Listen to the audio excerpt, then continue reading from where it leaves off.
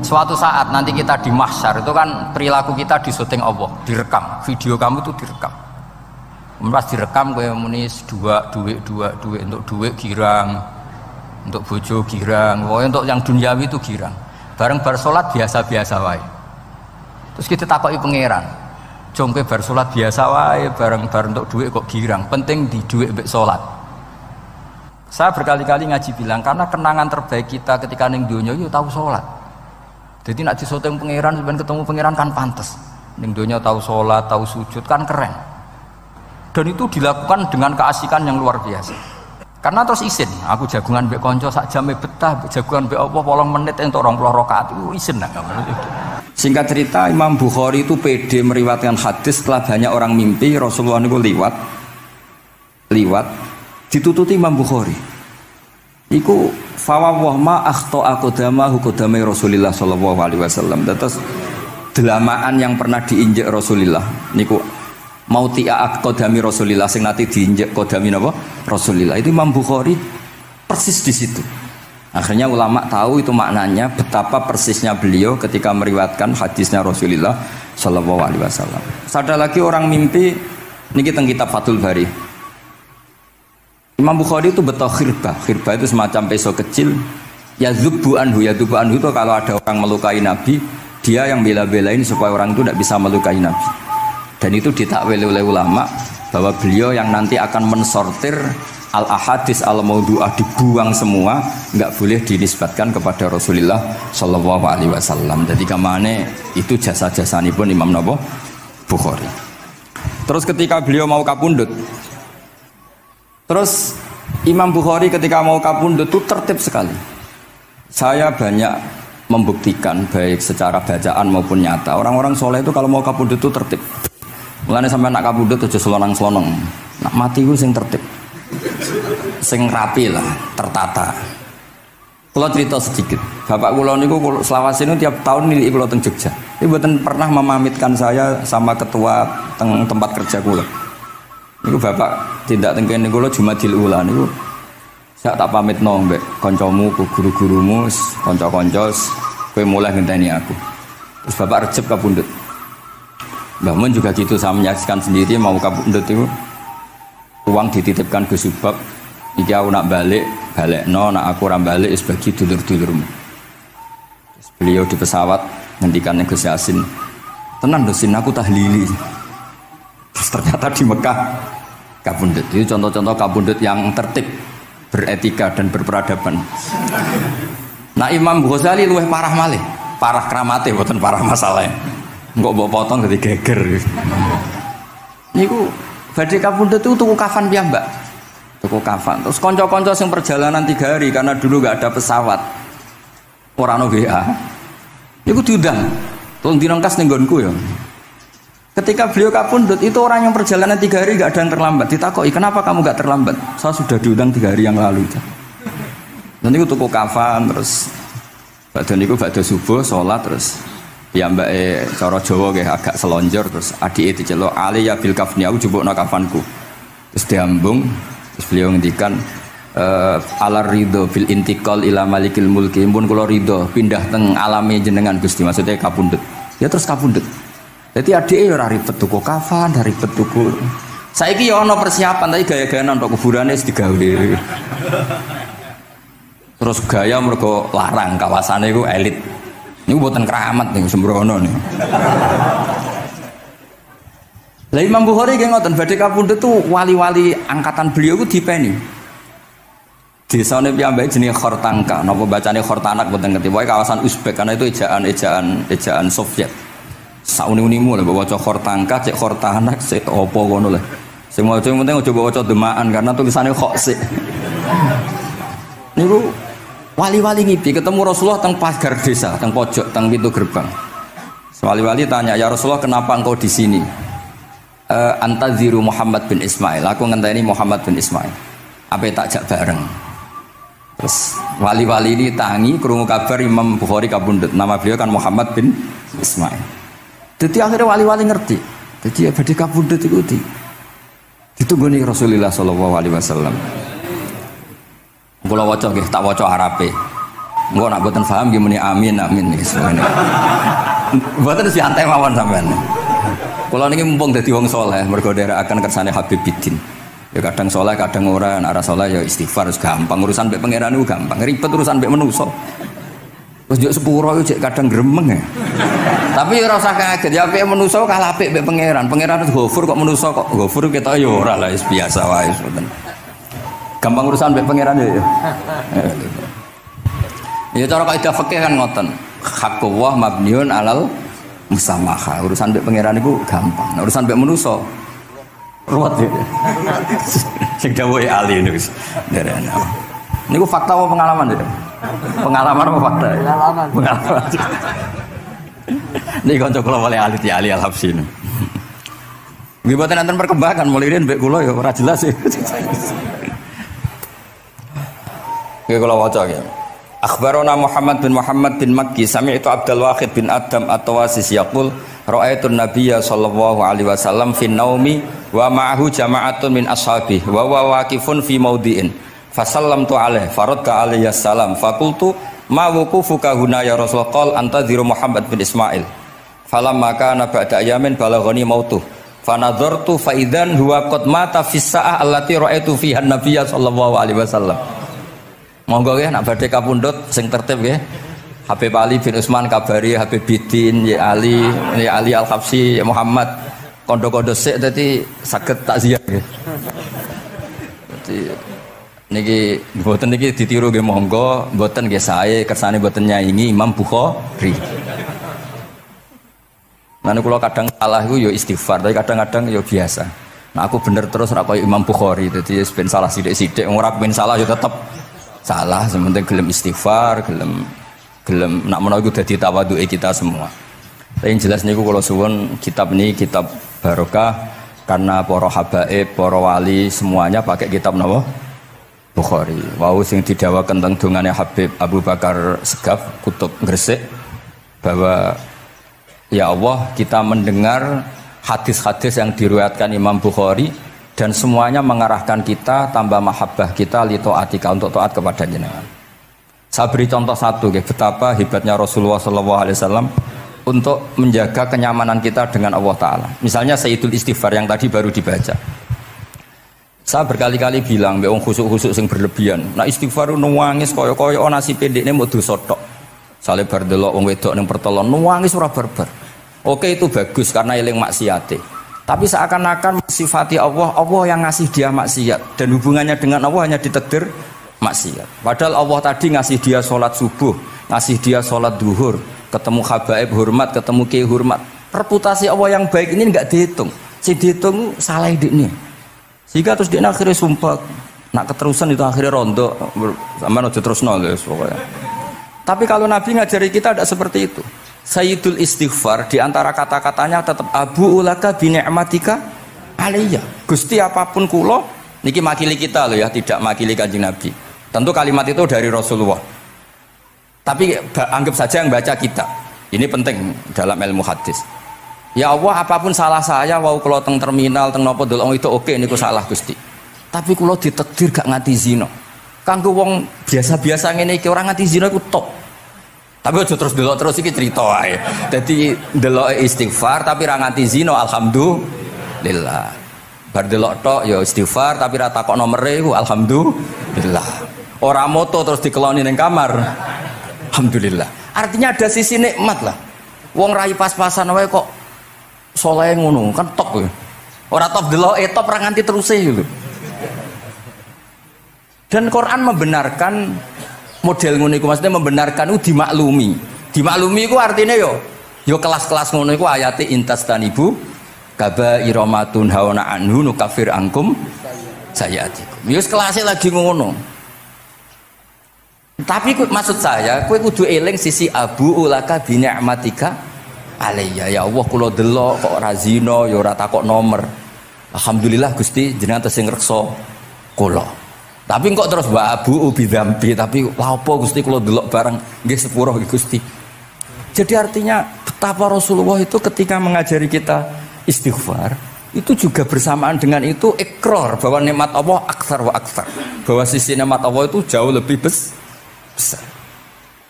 Makanya di Quran itu tidak ada hanya perintah istighfar, fasabbih bihamdi rabbika wastaghfiru. Tetap ada bihamdi rabbik. Apapun kita ini masih masya Allah. Nah, barokahnya hadis-hadis seperti itu belum hadis solusi. Rasulullah mboten nate dosa. Tapi selalu ngasih solusi wong dosa. Wa atbi'is sayyi'atal hasanata tampuha. Berarti bar kok wedok wayu sawangane kok dosa, golek rondo sing elek tuwek kei dhuwit. Mbah, wau kula badhe maksiat niki kafaroe. Engko amen didongakno kaya corona. Muga-muga panjang apa? Artinya itu mboten niki mboten mungkin nak kula salah ben dikoreksi Habib Ali. Tapi Habib mun terlambat dadi sungkan mesti. Dadi niki cerita dari malah ikrare Habib Abu Bakar Segaf. Dawu-dawu Nabi itu menginspirasi kita. Belum masalah adamul kunuti wal ya'si. Semua orang Islam seluruh dunia itu enggak ada yang putus asa. Meskipun ahlul ma'asi, ahlul kabair. Barokah hadis riwayat syafaati Rasulullah sallallahu alaihi wasallam. Coba kalau kita tidak dengar hadis syafaat, wong sing tahu dosa langsung fatalistik, sing tahu salah tahu fatalistik, sak donya iku ora ono sing wani iman. Perkarane kabeh gak ada salah. Tapi barokah syafaati Rasulillah sing diriwayatkan Al-Kutubus Sittah, sing diriwayatkan kitab-kitab sing muktabar. Akhirnya wong wani iman. Senajan to salah wis wani iman. Engko arep-arep syafaat Rasulillah sallallahu alaihi wasallam. Terus sing ra maca Bukhari, soalnya tiap pidato sholawat salam kunjuk kanjeng Nabi Muhammad sallallahu alaihi wasallam. Engkang kita tenggo syafaate teng dina sing diarep-arep hubungane mbek Nabi dhewe jarang maca sholawat, sing penting nenggo syafaat. Wis ngono lah, sing penting ku ndadekno iman biwujudis syafaat. Wah niku terakhir tentang Isra Mi'raj. Ono kata-kata mungkin Gus Sapang nyanyine mari sedilo mungkin. Nah, niki kitab Fathul Bari tentang Mi'raj niki kan tesih Isra Mi'raj. Dados nabi ku ya manusa ya kadang-kadang ku ya rondok cara boleh dibahasakan ku rondok ra ikhlas. Dibahasano hasud kok kasaran ya ora pati ikhlas. Tapi ora ikhlase nabi niku barokah. Riyen kita tahu pertama wajib salat ku 50. Nabi Ibrahim di langit ke-6, kila 7. Kalau ora roh persise urutane mergo riwayate beda-beda ana semene 6 ana semene 7. Mengko ya ora roh dhewe pokoke nek 6 ya 7. Coba bantah kula. Akhirnya Nabi Ibrahim jenenge capek. Apa mat diceluk wong pancen bae. Dikan salat 50 rakaat. Mendel Nabi Ibrahim, ora biasa bantah. Bareng kok Nabi Musa bantah. Apa mat 50? Dekne asline bantah iku ora kok perkara piye? Asline gak krana sakake kita mboten. Rodok ngeprekno lah cara Jawa. Piye mat 50? Umatku sing gagah-gagah ra kuat temene umatem. Dadi asline iku yo rasake kita. Mulane kula rapati utang jasa asline di bab ini karena asline iku terusane inna ummataka la tutiku dzalik. Umatmu ora kuat. Wong Bani Israil umatku sing gandengan gagah-gagah ra kuat temene umatmu. Padahal kita ya nyatane ra kuat tenan, tapi alhamdulillah. Singkat cerita terus rodok terjadi debat kecil. Kanjeng Nabi karena ahsanan nasi khalqau wa khuluqa. Nurut mawon. Matur ning pangeran Gusti khafif anni. Sampai pangeran disudo 5 berarti itu pinten? Matur nang Nabi Musa ijek abot papat 5. Njaluk ringanan neh. Sampai akhirnya ping 9. Ping 9 berarti 5 ping 9 kalong pinten? 45. Lha ini sakjane Nabi Musa sae. 5 lah ijek njaluk neh keringanan. Waduh nak sido. Niku pun ra sidono wajib salat. Tapi pertanyaane lha apa ada Mi'raj jebule ratu apa kan ngoten. Itu jasanya Nabi Musa, baru kayak protes niku 50 dadi pinten? Gangsa. Tapi itu sisi Nabi Musa. Tapi kalau niki cerita teng riwayat niki teng Fathul Bari kula waca mawon. Ketika Nabi Musa di langit ketiga atau keempat, ini kan dilangkai Kanjeng Nabi. Dilangkai nu nangis. Nangisnya nu nangis ya nangis protes. Ditakoki ibu malaikat Jibril, kenapa kok nangis? Grutu itu gak adil iki. Cah wingi kok ngangkai makomku. Grutu wae. Akhire Kanjeng Nabi takok, niku sinten? Iku Musa, nembe napa? Ya nembe grutu. Sing digrutoni sinten? Pangeran. Lah terus pangeran gak piye-piye, gak wis biasa aja. Mboten niku lho mboten gawe-gawe. Nek ora percaya sampean waca dhewe kitabe. Kok eja sithik-sithik. Terus lah kena apa? Ya mergo sampean luwih enom tapi nglangkai makome, rada ra trimo. Marahe tabayun kan cara saiki tabayun dikonfirmasi. Kula waca mau narape, mungkin nek sing ra ngandel nggih ben ngandel, nek sing ra ngandel nggih ben ya ben goblok wong tak wacana kok ora ngandel.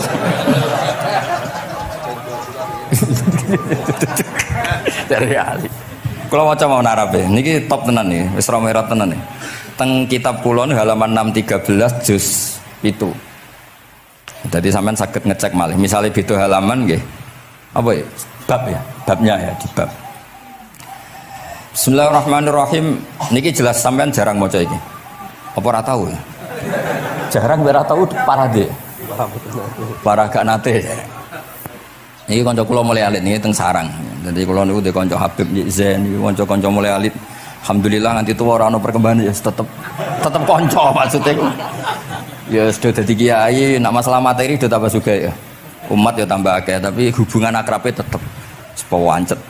Engger ketemu ya pikirane ngopi, rokok. Nah, kalau sana perkembangan ya gak rokok ya termasuk. Tapi kalau cara fatwane Mbah Nafek salah. Rokok cara kowe apa, Hak? Misalnya ke darani haram, kowe sing salah. Ning dinggon barang haram diobong. Aduh, kelar. Mboten nate menang. Ini seksine niki. Nah, kalau debat mbek Mbah Nafek. Lah iya rokok itu haram, mulane. Dobo. Kowe nek ndi rokok sitok terus mbok yakini haram, rak berarti jek ana terus barang haram. Tapi nek tak rokok kan tak ilangi. Berarti aku ngilangi haram. Mbah atau menang panjenengan. Ya, mana apa. Nah, kula kalah tuwa nurut mawon. Ini alhamdulillah niki majelis kula seneng sangat ditunggoni para habaib saged nderekaken kersane Habibiddin. Kula nggih ra ngrasa paling bener wong dikongkon mawon. Tapi kelirune insyaallah ora nganti 1%, 0,, sekian persen pantes-pantes sih. Ya kudu ya kudu ngono. Kula waos nggih. Bismillahirrahmanirrahim. Ketika Nabi sinten? Musa ya, kesalib Nabi Muhammad sallallahu alaihi wasallam niku nangis. Terus lam azunna ahadan yurfa'u alayya. Saya itu tidak pernah mengira ada orang diangkat meninggi saya. Gak terima. Terus mergo napa? Yasumu banu Israil anni akramu 'ala Allah. Umatku wis kadung yakin nek saya ini yang terbaik kok dilangkai wong ku piye? Kaya kula misale sedarani wong alim alamah terus jebule keliru kalah mbek amang kan yo isin. Tapi burung amang putune Nabi mboten isin kula nak kalah mboten isin. Ya buatan yakin buatan isin. Apa isin kalah ya apa-apa. Tapi ini kan jaga imet kan. Misalnya kalau tengkeling terus Ali terus wong ndek kanca ya bidin ini cerita lucu tenan ini kisah nyata. Jenenge Kiai Izzuddin Buntet itu top-top kiai di era itu. Dua santri niku tiang Cirebon asli Jakarta. Jenenge Budi. Ini kanca niku tak sebut jenenge wong cerita lucu. Dia itu bangga dengan kiainya karena orang Jakarta. Iku mergo angger kiai mbek Kiai Izzuddin ku nyucuk. Bangga dek mergo kiyaine ra ono sing ngalahno. Kabeh kiai sak kawasan kono iku nyucuk. Suatu saat ana pengajian ngaturi Mbah Mun ya Mbah Maimun Zubair. Kiai Izzuddin nate mondok sarang. Bareng wonten Mbah Mun Kiai Izzuddin nyucuk. Niku bocah niku teng tingkat 2. Aduh kiai ku keok. Gak terima.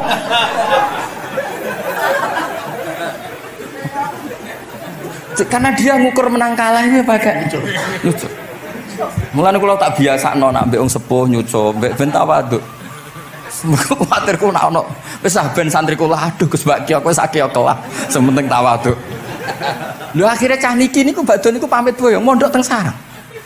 Karena dia tidak ingin punya kiai yang nyucuk. Oleh muni aduh kiaiku keok. Niku kiai itu diceritani guyu ra barbar. Yus, dia kok kalah. Lagi Nabi Musa itu ya Nabi ya manusia. Bareng Nabi Muhammad ngelangkai makome. Ya Allah, lam azunna ana ahadan yurfa'u alayya. Mbok sampean maca yurfa'u bo yarfa'u wis boleh. Sauni-unimu lah. Sementing aja yurafi'u aja yarfa'u. Sauni-unimu lah. Enake apa? Diangkat sak dhuwurku apa? Apa ya sampean maca milih apa ya? Bebas deh. Apa ya nama macam Yurfa'u. Wedi deh mereka ngarepe wong akeh mereka. Sakake kula maksudnya nak. Akhirnya terus ditanya sama malaikat Jibril, "Kenapa kira-kira gitu?"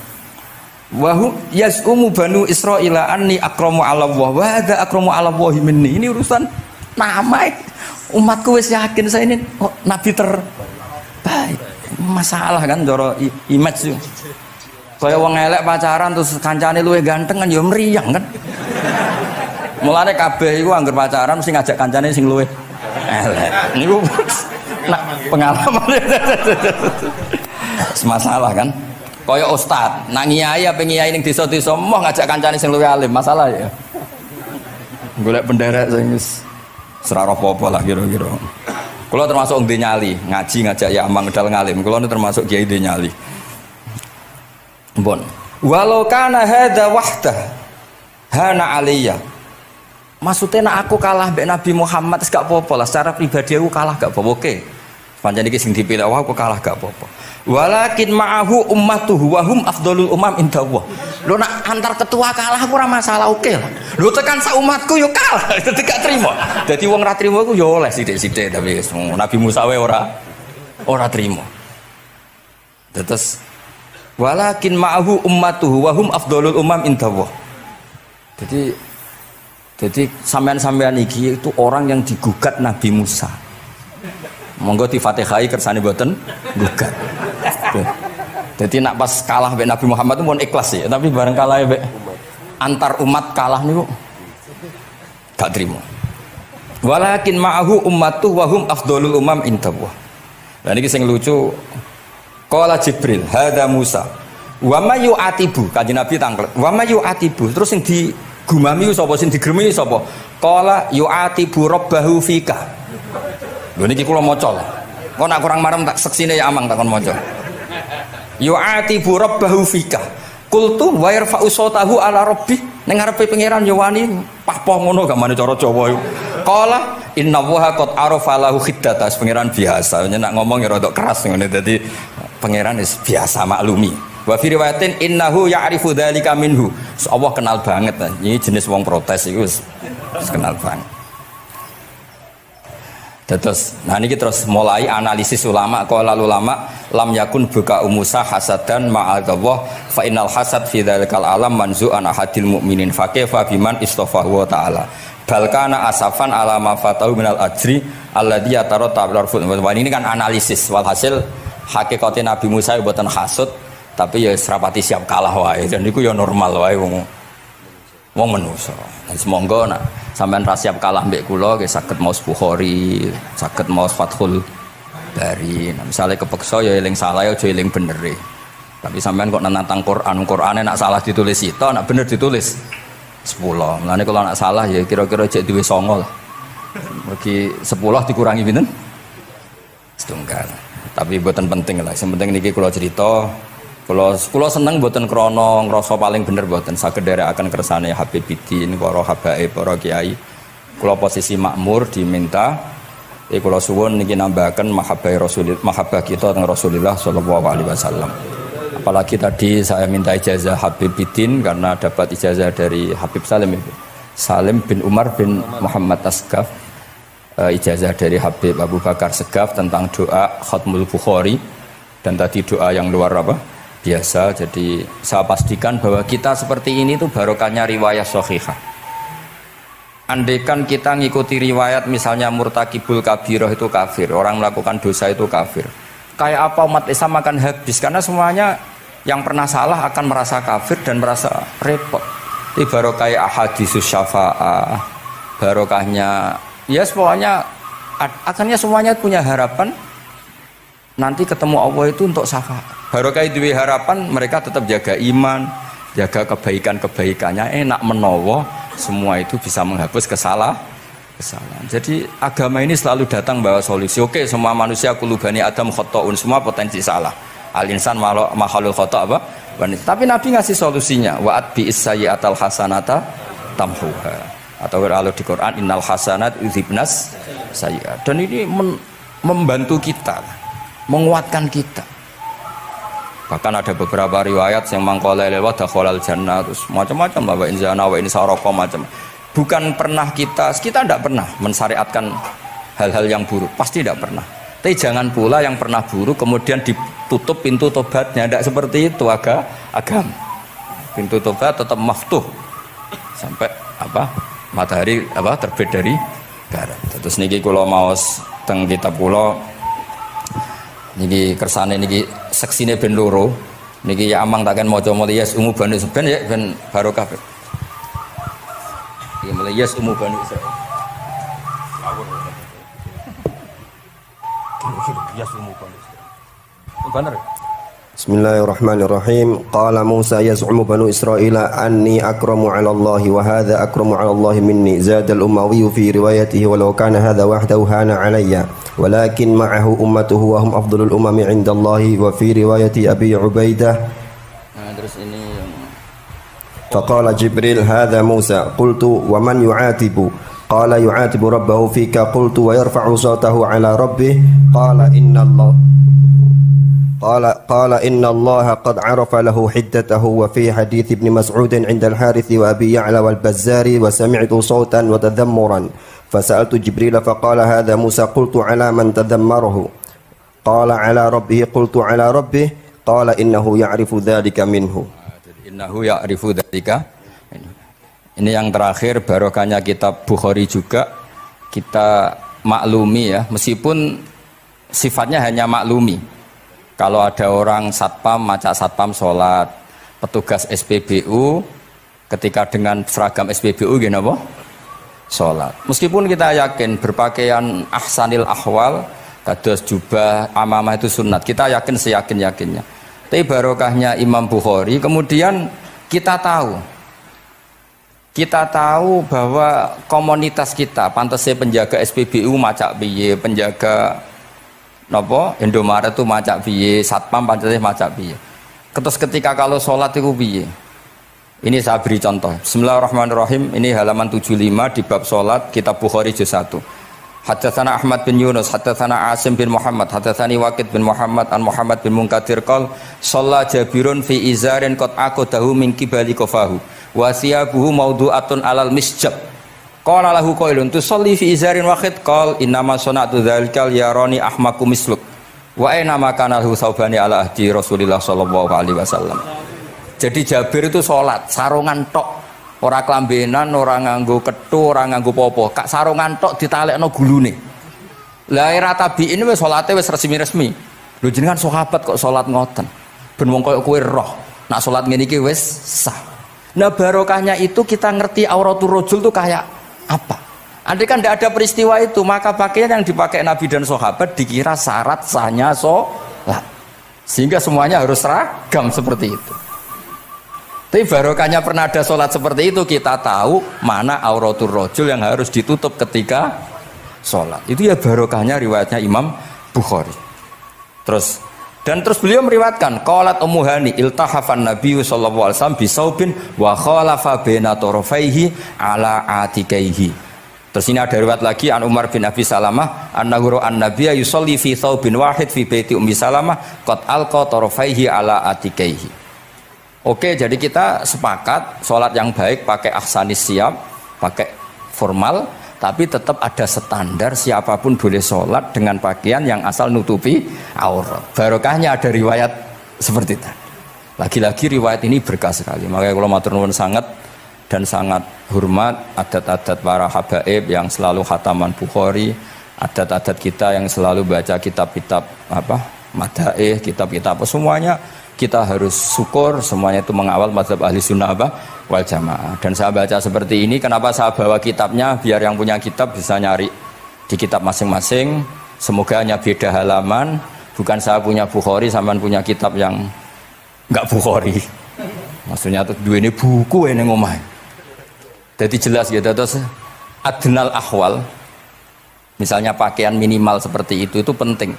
Supaya akhirnya ada orang satpam sholat pakai pakaian satpam ya tidak janggal, ada yang pegawai SPBU sholat gitu tidak janggal, karena sahabat Jabir ini pernah menunjukkan di depan umum sholat seperti itu supaya menunjukkan kadar aurat mana yang harus ditu.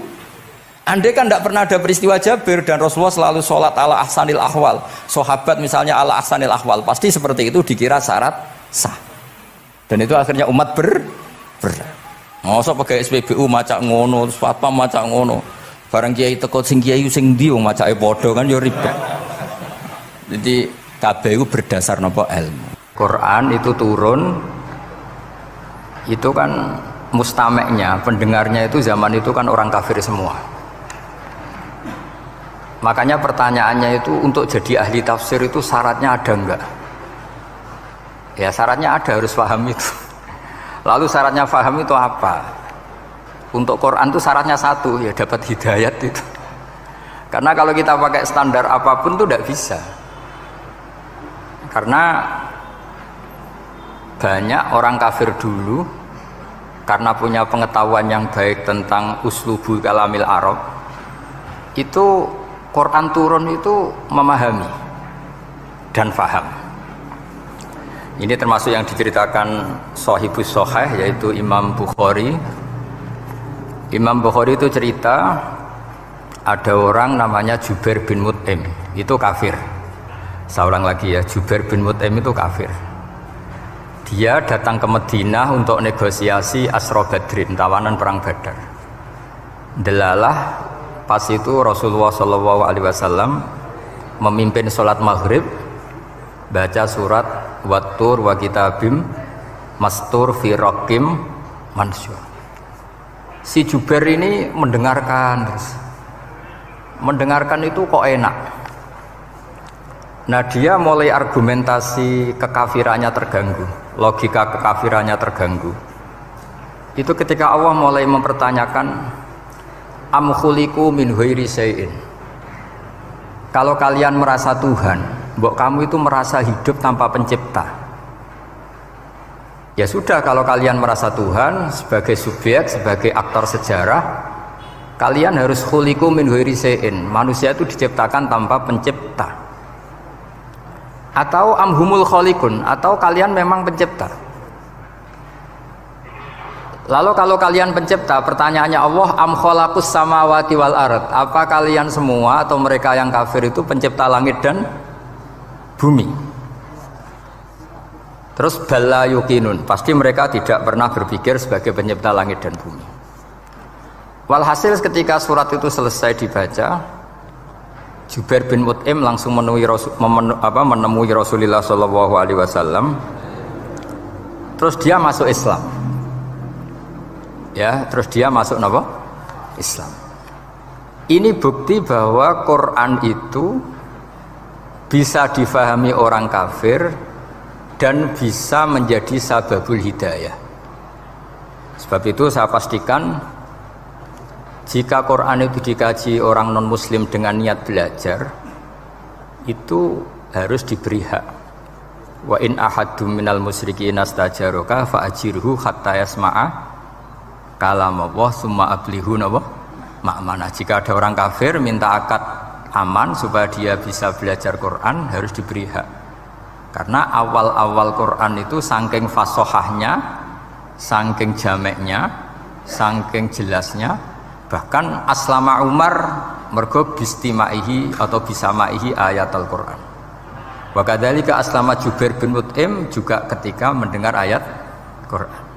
Pertanyaannya kan, dia ketika mendengar itu muslim apa masih kafir? Masih apa? Kafir. Dan aslama setelah mendengarkan ayat apa? Quran.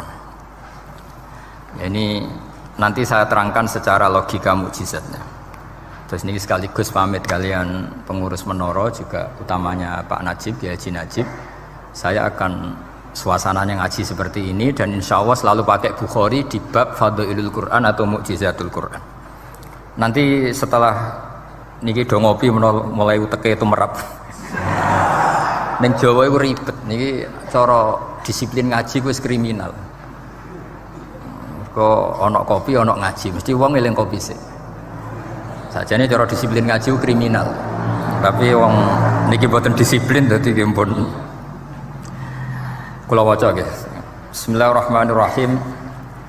Ini cerita Islamnya Jubair bin Mut'im. Ya, di Bukhari saya juz 3 halaman 193, kalau di Fathul Bari juz 9 halaman 583. Ini nanti ngaji sampai jam 3. Nanti jadi kalau jam 3 top. Kok yang ketoke sampean seneng nganti jam 3. Nah, kita ora paham nggih seperempat jam. Nggih, haddatsana al-Humaydi, haddatsana Sufyan, qala nggih qala haddatsuni 'ani Zuhri an Muhammad bin Jubair bin Mut'im an abihi. Qala sami'tu an-nabiyya sallallahu alaihi wasallam yaqra'u fil maghrib bit-tur. Falamma balagha hadhil ayat am khuliqu min ghairi syai'in am humul khaliqun. Terus am khalaqus samawati wal ard bal la yuqinun am indahum khazainu rabbika am humul musaytirun. Kada qalbi ayatiron. Kada meh-meh apa qalbi ati ingsun iku ayatira yen to terbang apa qalbi. Hampir hatiku itu hilang, nyaliku sebagai orang kafir itu hilang karena argumentasi saya kalah. Kalah itu ya kalah. Jadi karena Allah itu sangat rasional. Saya berkali-kali kalau ngaji bilang Allah itu zat paling fair, paling kalau boleh dibahasakan tuh ngajak kita sangat-sangat rasional. Saya berkali-kali ngaji bilang untuk menafikan Tuhan selain Allah itu Allah cara nantang itu sederhana sekali. Qul ara'aytum ma tad'una min dunillah aruni madza khalaqu minal ardi am lahum syirkun fis samawat. Kalau kalian punya Tuhan selain saya, kata Allah tidak apa-apa. Asal yang kamu tuhankan itu punya reputasi lah. Ketika aku bangun langit itu ya urun-urun tau apa. Melok gawe langit ora, urun semen ora kok melok jadi pangeran piye. Jadi aruni. Yang kamu pertuhankan Fir'aun Namrud ketika aku bikin bumi itu di mana? Kan tidak ikut. Tahu-tahu lahir di bumi, tahu-tahu sebagai Tuhan. Ini apa-apaan itu. Jadi aruni madza khalaqu minal ardi am lahum syirkun fis sama. Jadi kalau kata Allah, ini yang pikirannya Jubair bin Mut'im, enggak apa-apa kamu tuhankan selain saya kata Allah, tapi am khalaqus samawati wal ard. Apa Lata Uzza Hubal punya reputasi menciptakan langit bumi? Enggak kan balayukinun. Lalu Namrud, Fir'aun dan sebagainya am khuliqu min ghairi syai'in. Apa mereka itu lahir sendiri tanpa pencipta? Enggak juga kan? Nah, logika-logika itulah yang menjadikan Jubair bin Mut'im, Sayyidina Umar, Khalid bin Walid banyak yang menjadi masuk apa? Islam. Tapi logika yang dibangun Quran ini kita sudah mulai lupa. Karena tadi surat iki kasiate ngene, sakake Quran. Waqiah mari duwe, Ra'at nyepet wong mati kan sudah kasiate itu sudah. Jadi bayan arah mati-mati diwacana surat napa? Ra'at. Dia lupa secara fikih itu hukumnya gimana itu? Apa qatil enggak? Ada orang mau mati tidak mati-mati, kamu bacakan Ra'at langsung mati. Ini pembacanya ini qatil apa enggak? Ini harus dibahsul masail di Masjid Menara. Karena sebelum dibacakan Ra'at itu enggak mati-mati, setelah dibacakan mati. Ini kategorinya itu qatlun amdul khata apa khata sibul khata apa. Jadi Quran itu menjadi hilang mukjizatnya kalau kita terus ngomong kasiat ya. Waqiah terus mari di duwe. Ra'at nyepet nawang napa? Mati. Terus surat Baqarah itu mari tolak napa? Apa terkenalin? Tolak santet ya. Ya sebetulnya enggak apa-apa tapi yo sakake Qur'ane lah, jangan ya tetap fungsi dasar Quran ya dabaru napa? Ayat. Mungkin kalau terangkan. Di sini kada qalbi ayatira. Kula waos ya tengene Fathul Bari. Ka'annahu inzi'ajun inda sama'i hadil ayat atau inda sima'i hadil ayat. Kalau maca 2 kali karena kalau sampean di guru sing macane simak. Guruku maca simak Gus Bak sama tak waca ping pindho inda sama'i hadil ayat untuk inda sima'i hadil ayat. Li fahmihi ma'naha wa ma'rifatihi bima tadammanathu. Fa fahima al-hujjata fastadrakaha billati fi tabih. Wa dzalika min qawlihi am khuliqu min ghairi syai'in. Terus sampai am khuliqu al makna am khuliqu min ghairi khaliqin. Wa dzalika la yajuzu. Terus li anna ma la wujuda lahu kaifa yakhluq. Wa idza batalal wajhani qamatil hujjatu alaihim bi anna lahum khaliqan.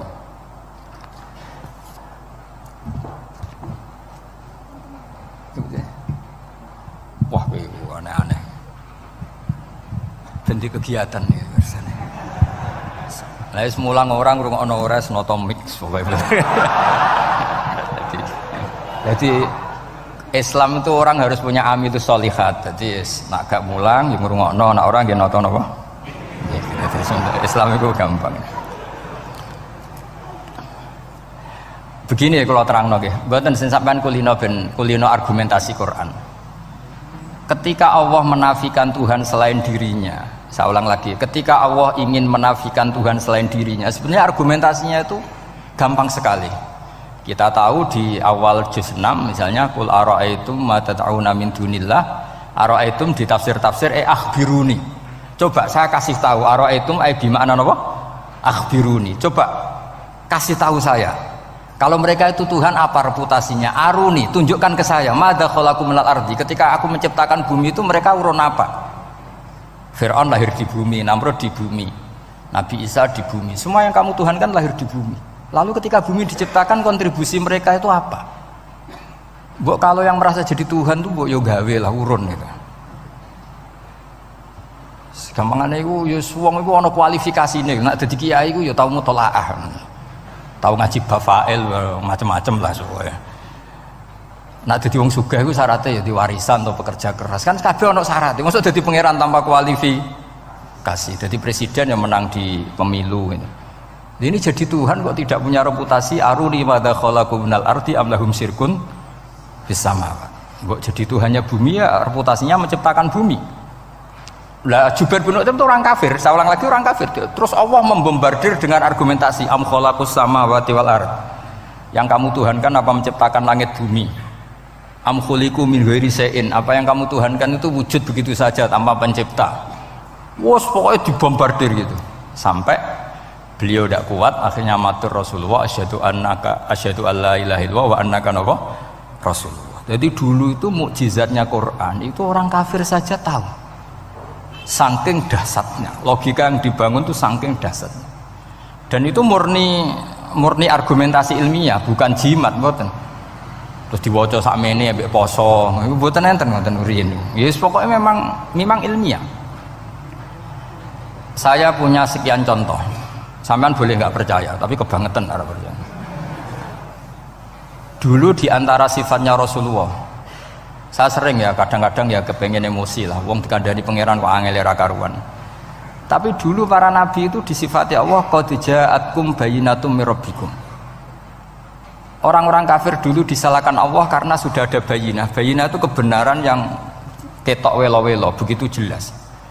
Sehingga Allah ketika mensifati kekasihnya yaitu Rasulullah SAW, itu status yang ditonjolkan Allah itu apa? Lam yakunil ladzina kafaru min ahlil kitab wal musyrikin munfakina hatta ta'tiyahumul bayinah. Itu siapa? Rasulun minallah yatslu suhufam mutahharah. Orang kafir yang ngotot terhadap kekafirannya, baik ahli kitab maupun orang musyrik, itu tidak akan tercerabut dari akar kekafiran sehingga datanglah bayinah. Bayinah itu kejelasan yang benar welo-welo. Siapa itu? Rasulun minallah yatslu suhufam. Nah, benar welo-welo itu karena argumentasinya dibenturkan. Saya ulang lagi, dibenturkan. Saya beri sekian contoh argumentasi yang dibenturkan. Saya berkali-kali cerita kalau ngaji. Lama sekali, ya saya ulang lagi, lama sekali cara berpikir orang kafir, entah kafir Cina, entah kafir Quraisy itu sama. Di mana-mana Tuhan itu penyelesai problem. Pikiran mereka, kalau problem itu banyak ya Tuhannya harus banyak. Makanya ada dewa petir, dewa dewi keberuntungan, macam-macam. Di orang kafir jahiliyah juga sama. Ini Tuhan spesialis hujan, ini Tuhan apa, sesuai fungsinya. Sehingga ketika Rasulullah itu datang membawa konsep satu Tuhan, mereka protes. Disebut aja'alal alihata ilahau wahida inna hadza la syai'un ujab. Masa Tuhan satu padahal problem kita ini banyak. Inna hadza la syai'un ujab, ini aneh. Tapi Nabi secara telaten adu argumentasi. Kalau kamu sebagai pembantu, sebagai budak, lalu majikan Anda banyak, semuanya punya perintah yang beda-beda, kamu suka apa enggak? Ya tidak suka Muhammad. Enak mana majikan banyak sama majikan satu? Ya enak satu. Tuhan kamu itu majikan kamu. Kalau Tuhan kamu majikan kamu, kalau Tuhannya banyak, perintahnya beda-beda, habis kamu. Ya sudah, Tuhannya satu saja. Itu namanya bayinah. Bayinah itu argumentasi yang enggak terbantahkan.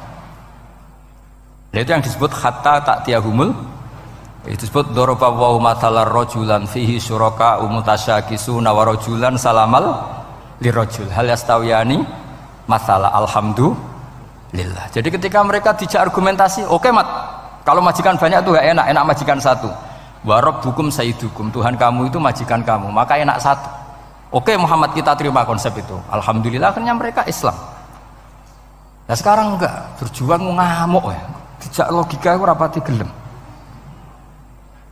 Nah, begitu juga tentang syarik. Saya berkali-kali kalau ngaji cerita, saya sebagai manusia mungkin atas nama hati saya sering tidak ikhlas. Tapi atas nama ilmu itu saya ikhlas terus. Nggak pernah ada ikhlas atas nama ilmu. Saya beri contoh, sampai aku pengen ikhlas permanen. Meskipun aku sepotonganmu ya ikhlas, tapi ini kan latihan, jenenge latihan. Nah ini saya beri contoh, nanti setelah pulang ngaji ini pasti ikhlas. Secara ilmu paling enggak. Ya saya ulang lagi secara hati segera roh hati banyak kepentingan lah jenenge hati. Lama sekali kita ikhlas mengatakan ini putih, ya kan? Kertas ini putih apa hitam? Putih. Kamu ikhlas gak? Ikhlas kan? Gak ada yang bayar kan? Kamu mengatakan putih kan gak tak bayar. Terus peci saya ini orang pasti sepakat ini hitam. Dan lama sekali orang mengatakan ini hitam tanpa ada yang gaji. Nah kenapa kita ikhlas? Karena memang faktanya ini putih, sehingga kita katakan putih. Peci hitam faktanya juga hitam, sehingga kita katakan. Pertanyaannya, kenapa ketika Allah kamu katakan Tuhan, kamu udah ikhlas? Padahal kamu mengatakan ini putih-putih, gak ada yang gaji juga mau. Alasannya apa? Karena ini fakta.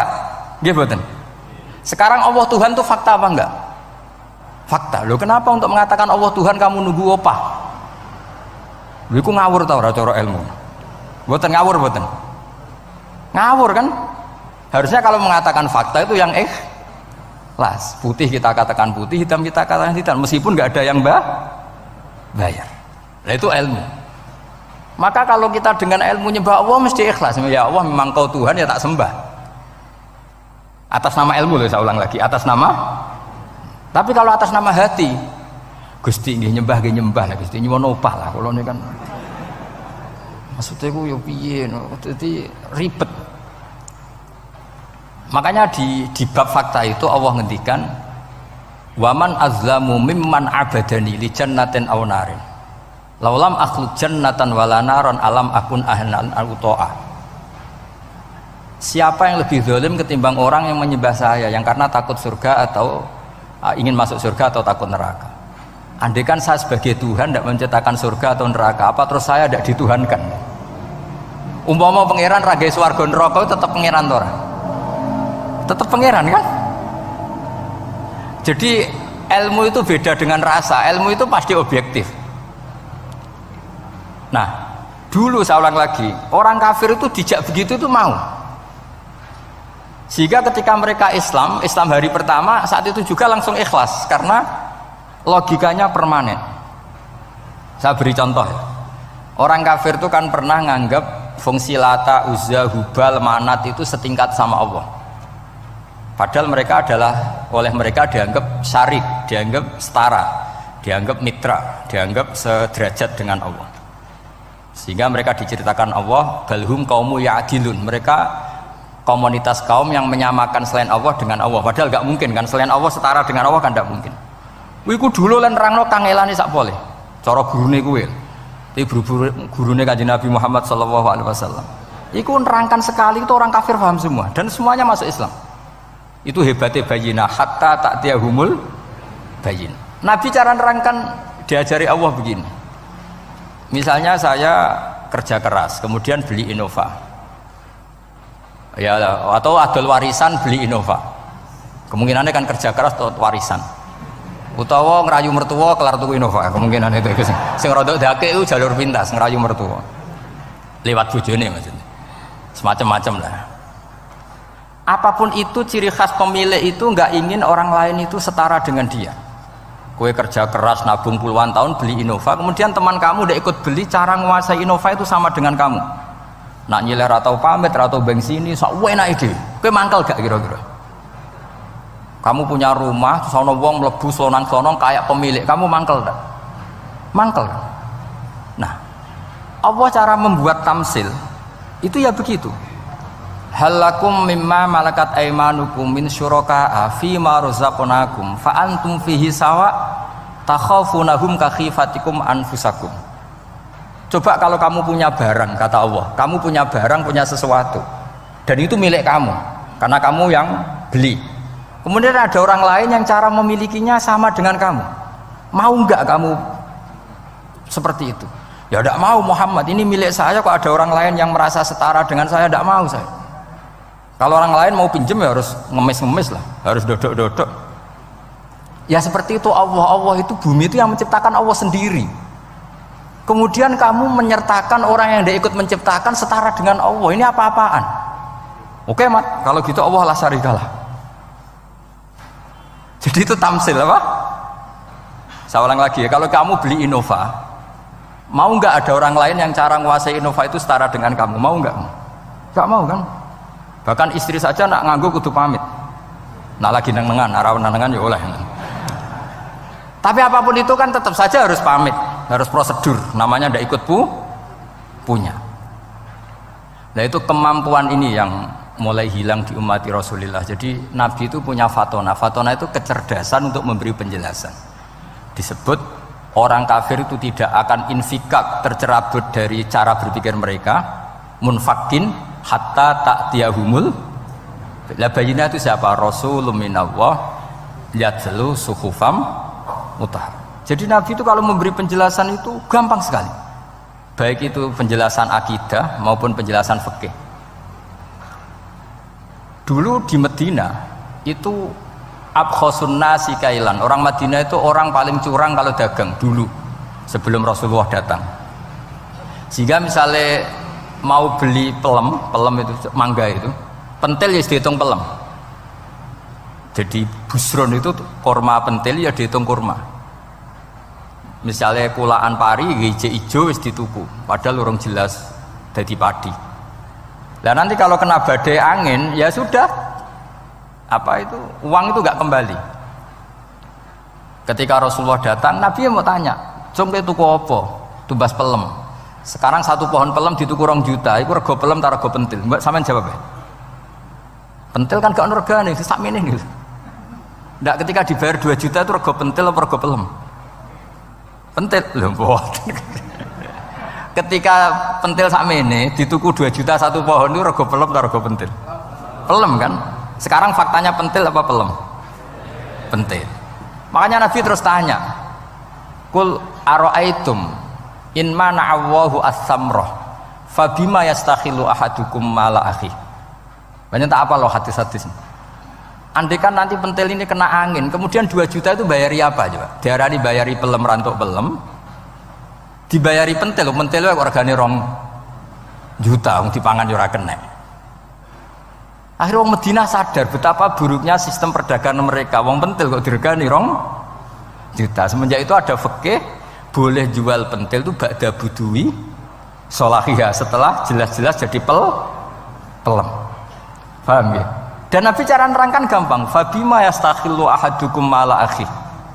Lalu alasan halal itu apa? Kamu mengambil uang 2 juta atas nama apa? Atas nama pelem ya Rasul, di peleme. Atas nama pentil, mosok pentil regane 2 juta.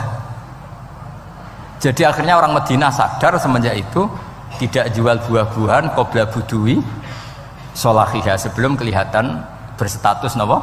Samroh buah. Jadi Nabi itu orang yang kalau menjelaskan itu gampang sekali. Dulu itu Nabi pernah dibully orang Bedui. Nabi pernah ngendikan la adwa wala tiarota wala hamah, tidak ada penyakit menular. Ya ada orang Bedui itu iseng itu ya iseng. Ada unta gudiken, dijejero unta waras. Akhirnya sing waras melok gudiken. Si Bedui ya rodok kurang ajar. Rasulullah ditimbali, ya rodok kacau ngene. Alhamdulillah gak wong kudus nih.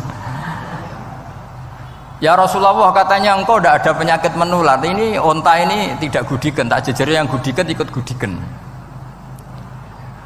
Terus Nabi banget pinter ya. Dikira Nabi itu kan kalah ya. Nabi jawabannya enak. Faman a'dal awala. Semua rawi membaca al awala. Faman Fam mongko te sapa ada maringi nular sapa man al awala sing pertama. Ya nek iki jarimu ketularan iki, lha iki ketularan sapa? Sing pertama gudiken. Wah iku asli lah ya maksudku ya sing iki. Jadi Nabi itu gak pernah kalah kalau argumentasi. Nah sekarang banyak umatnya Nabi, tambah soleh itu tambah rapat iso mikir biasanya.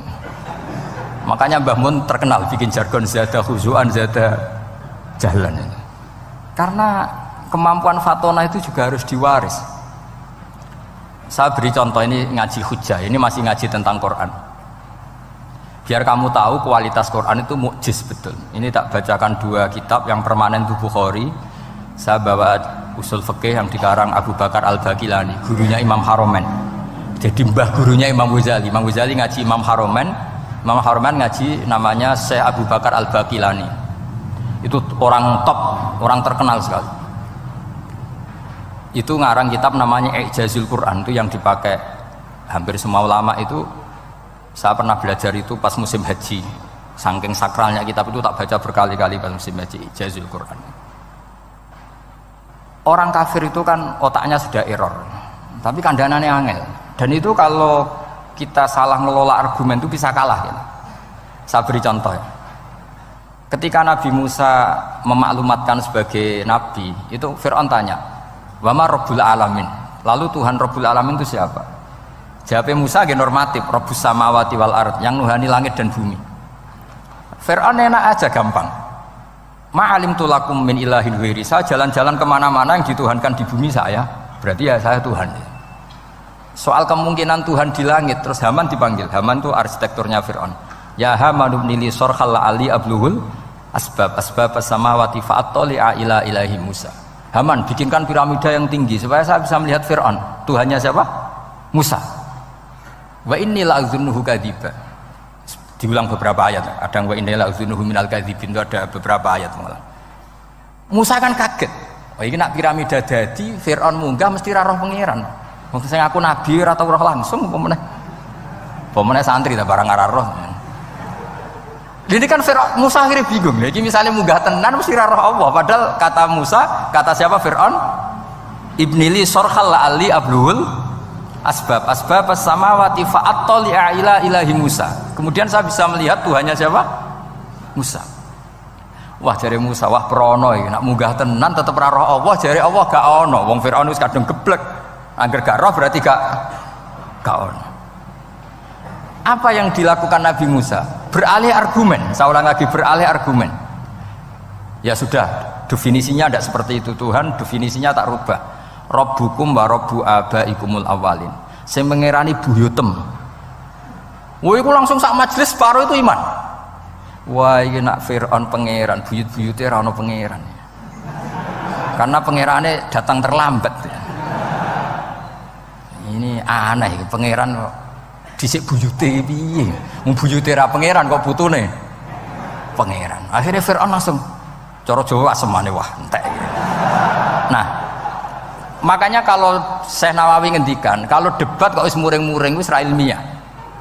Makanya terus Fir'aun la as'alannaka minal masjunin, tak penjara gue. Dia sudah ada ilmiah lagi. Ketika Rabbus samawati wal ardi, Fir'aun masih berusaha ilmiah. Saya kemana-mana dituhankan fil ardi, maksudnya di bumi.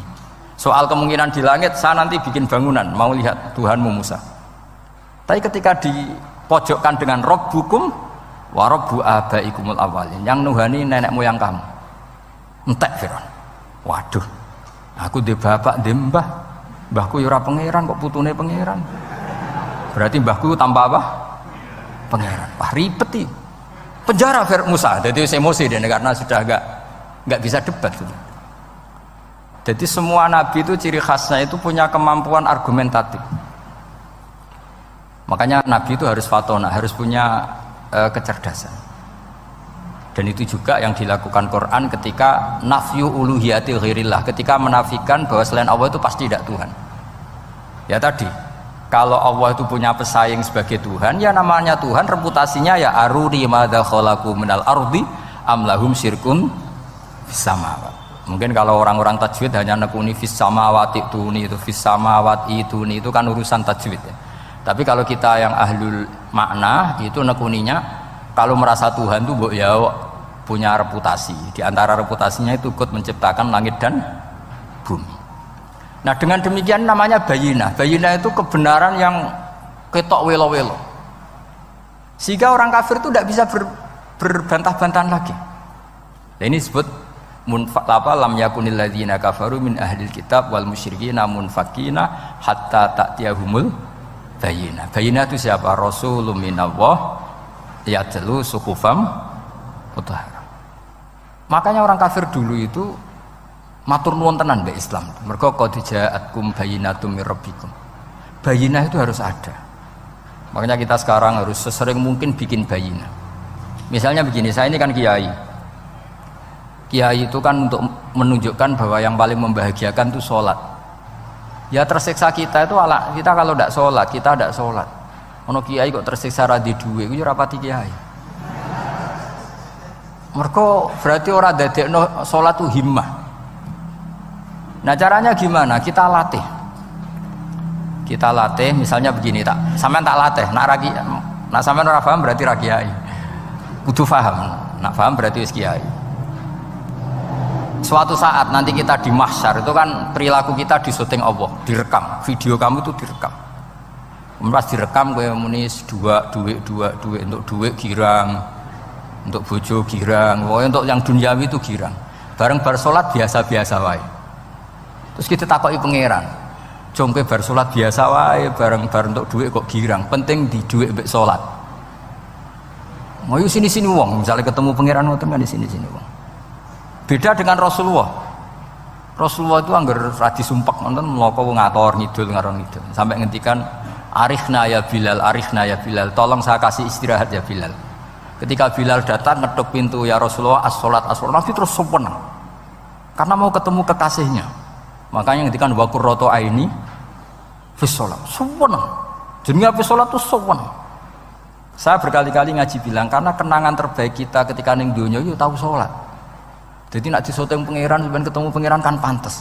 Ning donya tahu sholat, tahu sujud kan keren. Nah, hal-hal seperti ini tuh harus dijelaskan. Sayyid Zainal Abidin itu nak sholat itu aslinya mau kepengen 2 rakaat, sholat sunat mau kepengen 2 rakaat. Tapi setelah sholat itu dia merasa ya Allah, matur nuwun jenengan kasih rezeki sholat, sehingga terus sholat lagi sebagai syukur diberi sholat 2 rakaat. Saking syukurnya sholat lagi itu nggak tahu akhirnya setiap hari itu 1000 rakaat. Dan itu dilakukan dengan keasikan yang luar biasa. Karena terus isin, aku jagungan mbek konco sak jame betah, jagungan mbek apa 8 menit entuk 20 rakaat itu isin lah. Itu ya duwe isin maksudnya ya. Iki cerita wong duwe isin, nek sing mboten nggih monggo lah niki pilihan, niki cerita mawon. Sampeyan aja takok, lha Gus wae iso nglakoni itu ora, gak sopan takok kiai, paham. Itu cerita mawon. Tapi saya bisa bayangkan perasaannya orang-orang soleh. Wong nak duwe isin itu jagungan mbek kanca wae asik. Padahal kanca iki ra jelas prospeke, cara dunya ya ora jelas, akhirat ya ora jelas. Lho iki jagungan mbek Allah kok kesusu, ini makhluk model apa kan? Hamba model apa? Lho Kanjeng Nabi itu sampeyan tak critani. Garwa paling disenengi Sayyidah Aisyah. Wayu prawan. Siddiqah gelare. Lha niku Sayyidah Aisyah saking kepingine dikumpuli Nabi niku nak Nabi salat malam niku turu ning ngarepe. Ya turu ning ngarep. Nabi ku mboten gaya kok sampeyan dinggon salat khusus mboten nggih salate nggih teng ngene sarine. Masane kan kada kaji-kaji sugih ana ruang salat. Ana sajadahe, ana tasbih komedi. Gaya tok. Kula bolak-balik dolan sugih-sugih. Monggo Gus nggon pesolatan. Wah iso ambu malaikat blas gak ana yakin. Gaya tok wis. Aku elek-elek yo nggawa Quran mambu lah, ana malaikat ora mambu lah. Potongane wis blas. Nabi ku mboten nggih sederhana sing didamel qiyamul lail nggih sing teng kamare Sayyidah Aisyah niku.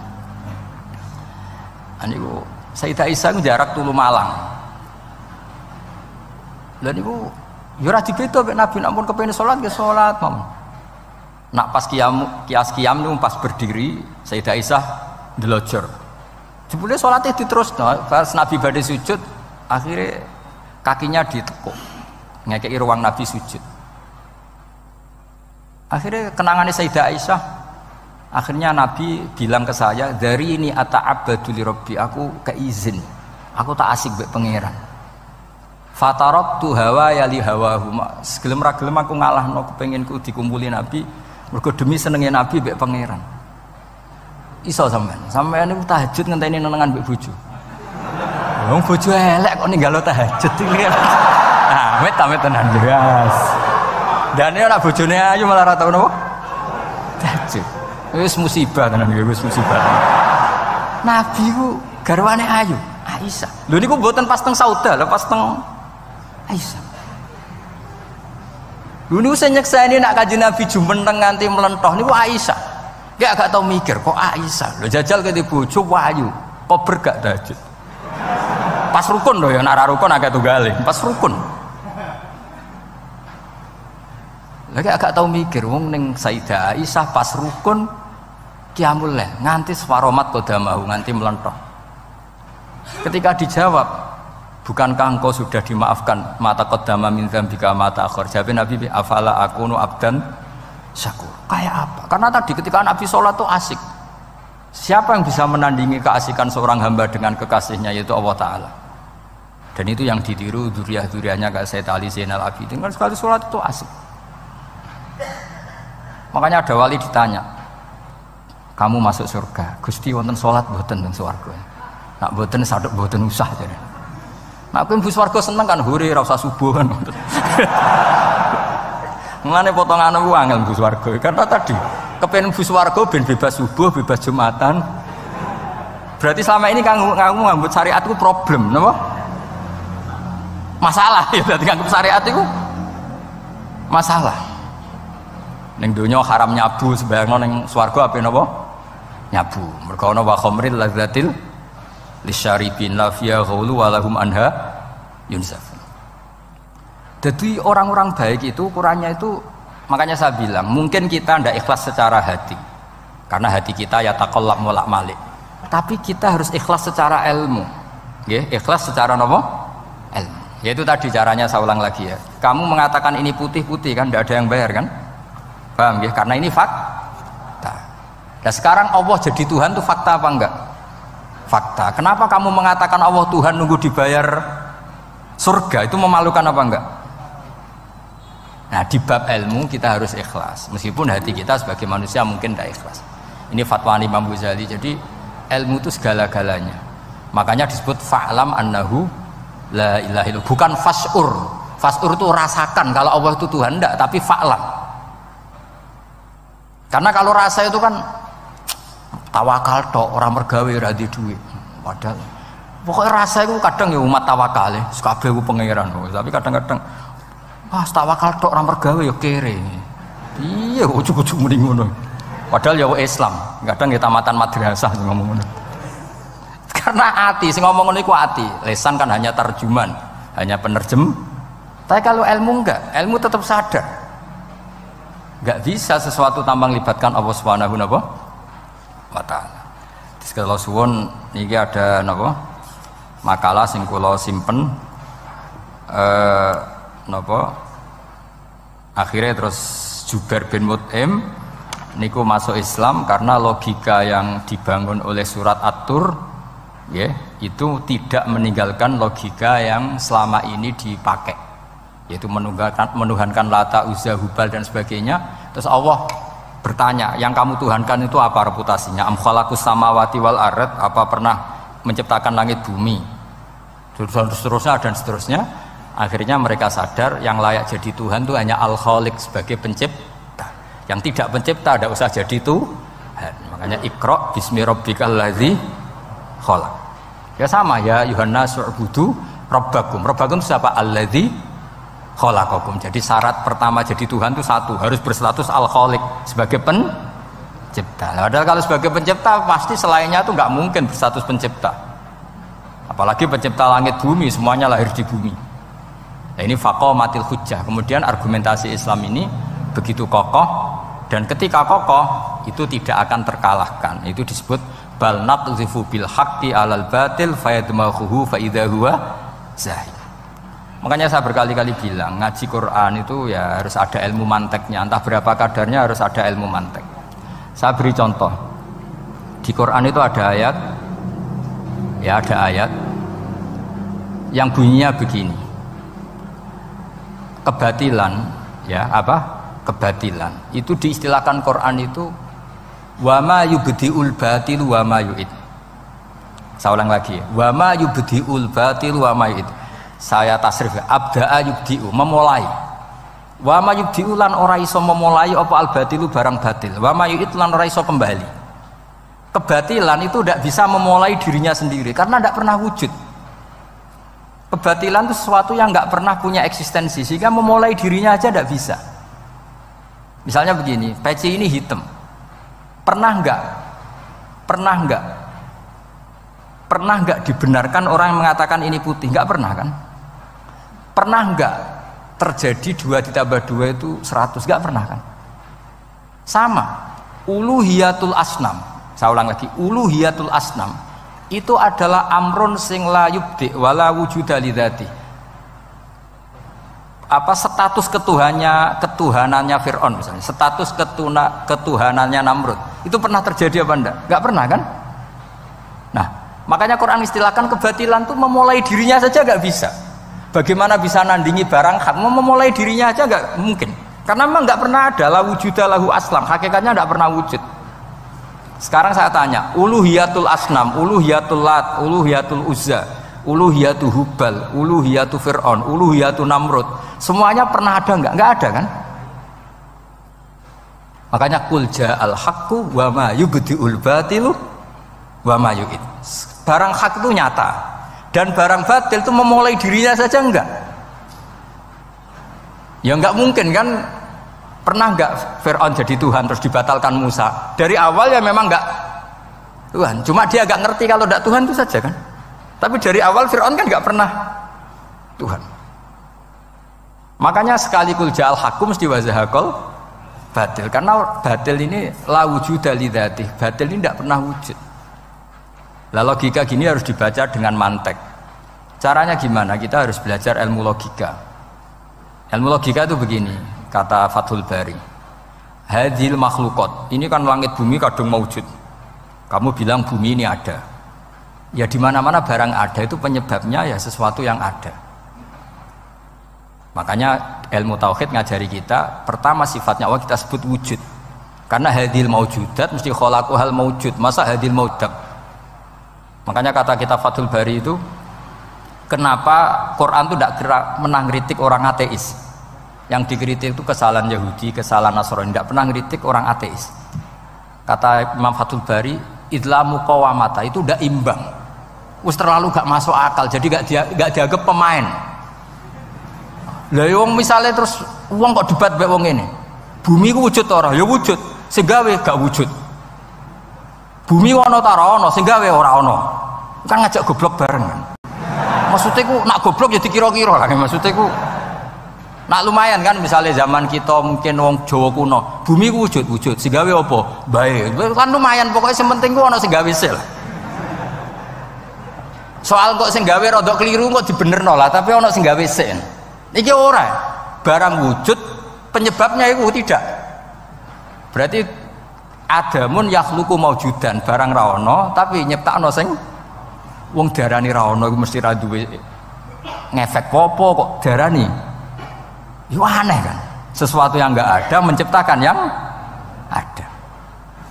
Nah beda dengan agama yang lain, meskipun menyebut Tuhan itu 3 atau menyebut Tuhan itu salah, tapi kan menyebut wujud. Lah iku ana lumayan nih, karek beneri sithik lah. Lah Islam lagi datang wujud sing pencipta itu jenenge Allah Subhanahu wa taala. Akhirnya sing darani liyane kon ikut darani ku Allah taala. Nah artinya gini, ateis itu tidak rival karena terlalu lah, mosok akal sehat dijak goblok bareng. Ya aku mau hadhil maujud khalaqahul adam, ini wujud tapi penciptanya enggak ada. Lah nyiptakno apa ya ora ono. Berarti apa? Al adamu yakhluqu maujudan, barang ra ono menciptakan yang tidak ada. Padahal khasnya enggak ada itu apa? La yu'athir wa la yakhluq. Jenenge barang enggak ada pasti tidak bisa menciptakan. Jadi ben sampean ngerti ya, jadi supaya lah itu yang dimaksud amkhuliku min ghairi syai'in. Jadi saya ulang lagi ya, dalam ilmu kalam Sa itu wa indana syai'u huwal maujudu wa sabitun fil kharijil maujudu. Yang dikatakan sa itu sesuatu yang wujud. Jadi kalau hadil maujudat, alam ini ada, pasti penciptanya sesuatu yang ada. Nah, karena pencipta itu ada dan dia pencipta, mau tidak mau bersifat qadim. Masa yang menciptakan wujudnya dulu yang diciptakan, maka harus berstatus apa? Qadim. Ya dados kula suwun wae kula insyaallah tetap ngaos ulumul Quran saking kitab Bukhari. Niki cerita-cerita tiyang kafir mendengarkan Quran kemudian faham. Makanya dalam muqaddimah Majmu' yang dikarang sarah-sarah sekarang itu ada 6 doktor dari Al-Azhar ngarang kitab Sarah Majmu'. Karena dulu dikarang Imam Nawawi tapi hanya sampai bab riba. Terus diteruskan oleh 6 doktor dari Al-Azhar. Di antaranya ada penjelasan begini. Islam itu datang dengan hujjah. Wa hadhihi la yukawwinuha as-sayf wa innama tukawwinuha al-hujjatu wal barahin. Islam itu datang dengan argumentasi. Dan itu tidak bisa dipaksakan pakai pedang tapi pakai logika. Ya kayak tadi yang saya contohkan, semua nabi pasti ngendikan qad ja'akum bayyinatum mir rabbikum. Bayyinah itu logika yang ketok welo-welo. Di antaranya tadi yang dibangun Rasulullah ketika ngadepi Jubair bin Mut'im, ngadepi Sayyidina Umar, ngadepi Khalid bin Walid dan banyak, akhirnya aslamu khina sami'ul Quran. Mereka Islam ketika mendengarkan Quran. Karena tadi Quran ini datang dengan argumentasi yang tidak terbantahkan. Makanya di sini disebut di kitab ini, saya bacakan kitab Ijazul Quran karangannya Abu Bakar Al-Baqilani. Halaman 13. Kan di Quran ada ayat begini ya, fa'aradu aktsaruhum ya. Kemudian ketika Quran turun, itu banyak yang berpaling dari Quran dan itu disalahkan Allah. Berpaling dari Quran itu disalahkan Allah. Kata Abu Bakar Al-Baqilani, ini ilmu usul fikih. Walaula annahu hujjatun lam yadurruhum al-i'radu anhu. Walaysa liqailin ayyaku laqad yakunu hujjatan wa yahtaju fi qauni. Penting kan? Sampai orang disalahkan mengabaikan sesuatu, itu kalau sesuatunya penting apa tidak penting? Penting. Orang kafir itu disalahkan karena mengabaikan Quran, padahal Quran itu super penting. Sehingga kalau orang kafir dengan Quran itu pasti iman, asal mau dengar. Nah, ketika mukjizatnya Quran ini muncul dan bisa mengalahkan semua argumentasi orang-orang kafir, pilihannya orang kafir hanya satu. Ojo sampai uang lu krungu Quran, mengko mesti iman.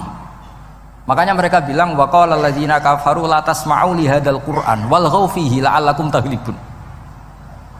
Jadi kamane kowe ndek kanca ganteng, pinter sugih. Satu-satunya cara pacaran merasa seneng jejak apel. Kuwi ku mesti kowe kalah. Jadi ayat itu menunjukkan betapa putus asanya orang kafir terhadap kekuatan Quran sampai mereka bilang latas ma'uli hadal Quran. Pokoknya sementing juga ngrungokno Quran.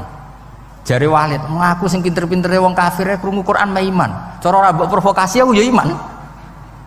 Walid itu musuh besar Kanjeng Nabi, jenenge Walid bin Mughirah. Niku diken ngomentari Quran disewa, cara sakniki disewa. Mane nek Walid itu disewa mbek wong kafir. Jeke kowe sing ahli balaghah, ahli sastra. Kowe tak sewa kon komentari Quran. Niku ora iso. Orang sekarang dalil-dalil wa may yatawallahum minkum fa innahu minhum. Kalau berkawan orang kafir, maka dia menjadi kafir. Itu kan fatal. Semua nabi ya berkawan orang kafir. Karena dakwahnya memang sama orang kafir. Lo coba, andai kan sampean hafal Quran, itu sama teori itu tuh mungkin menyedihkan.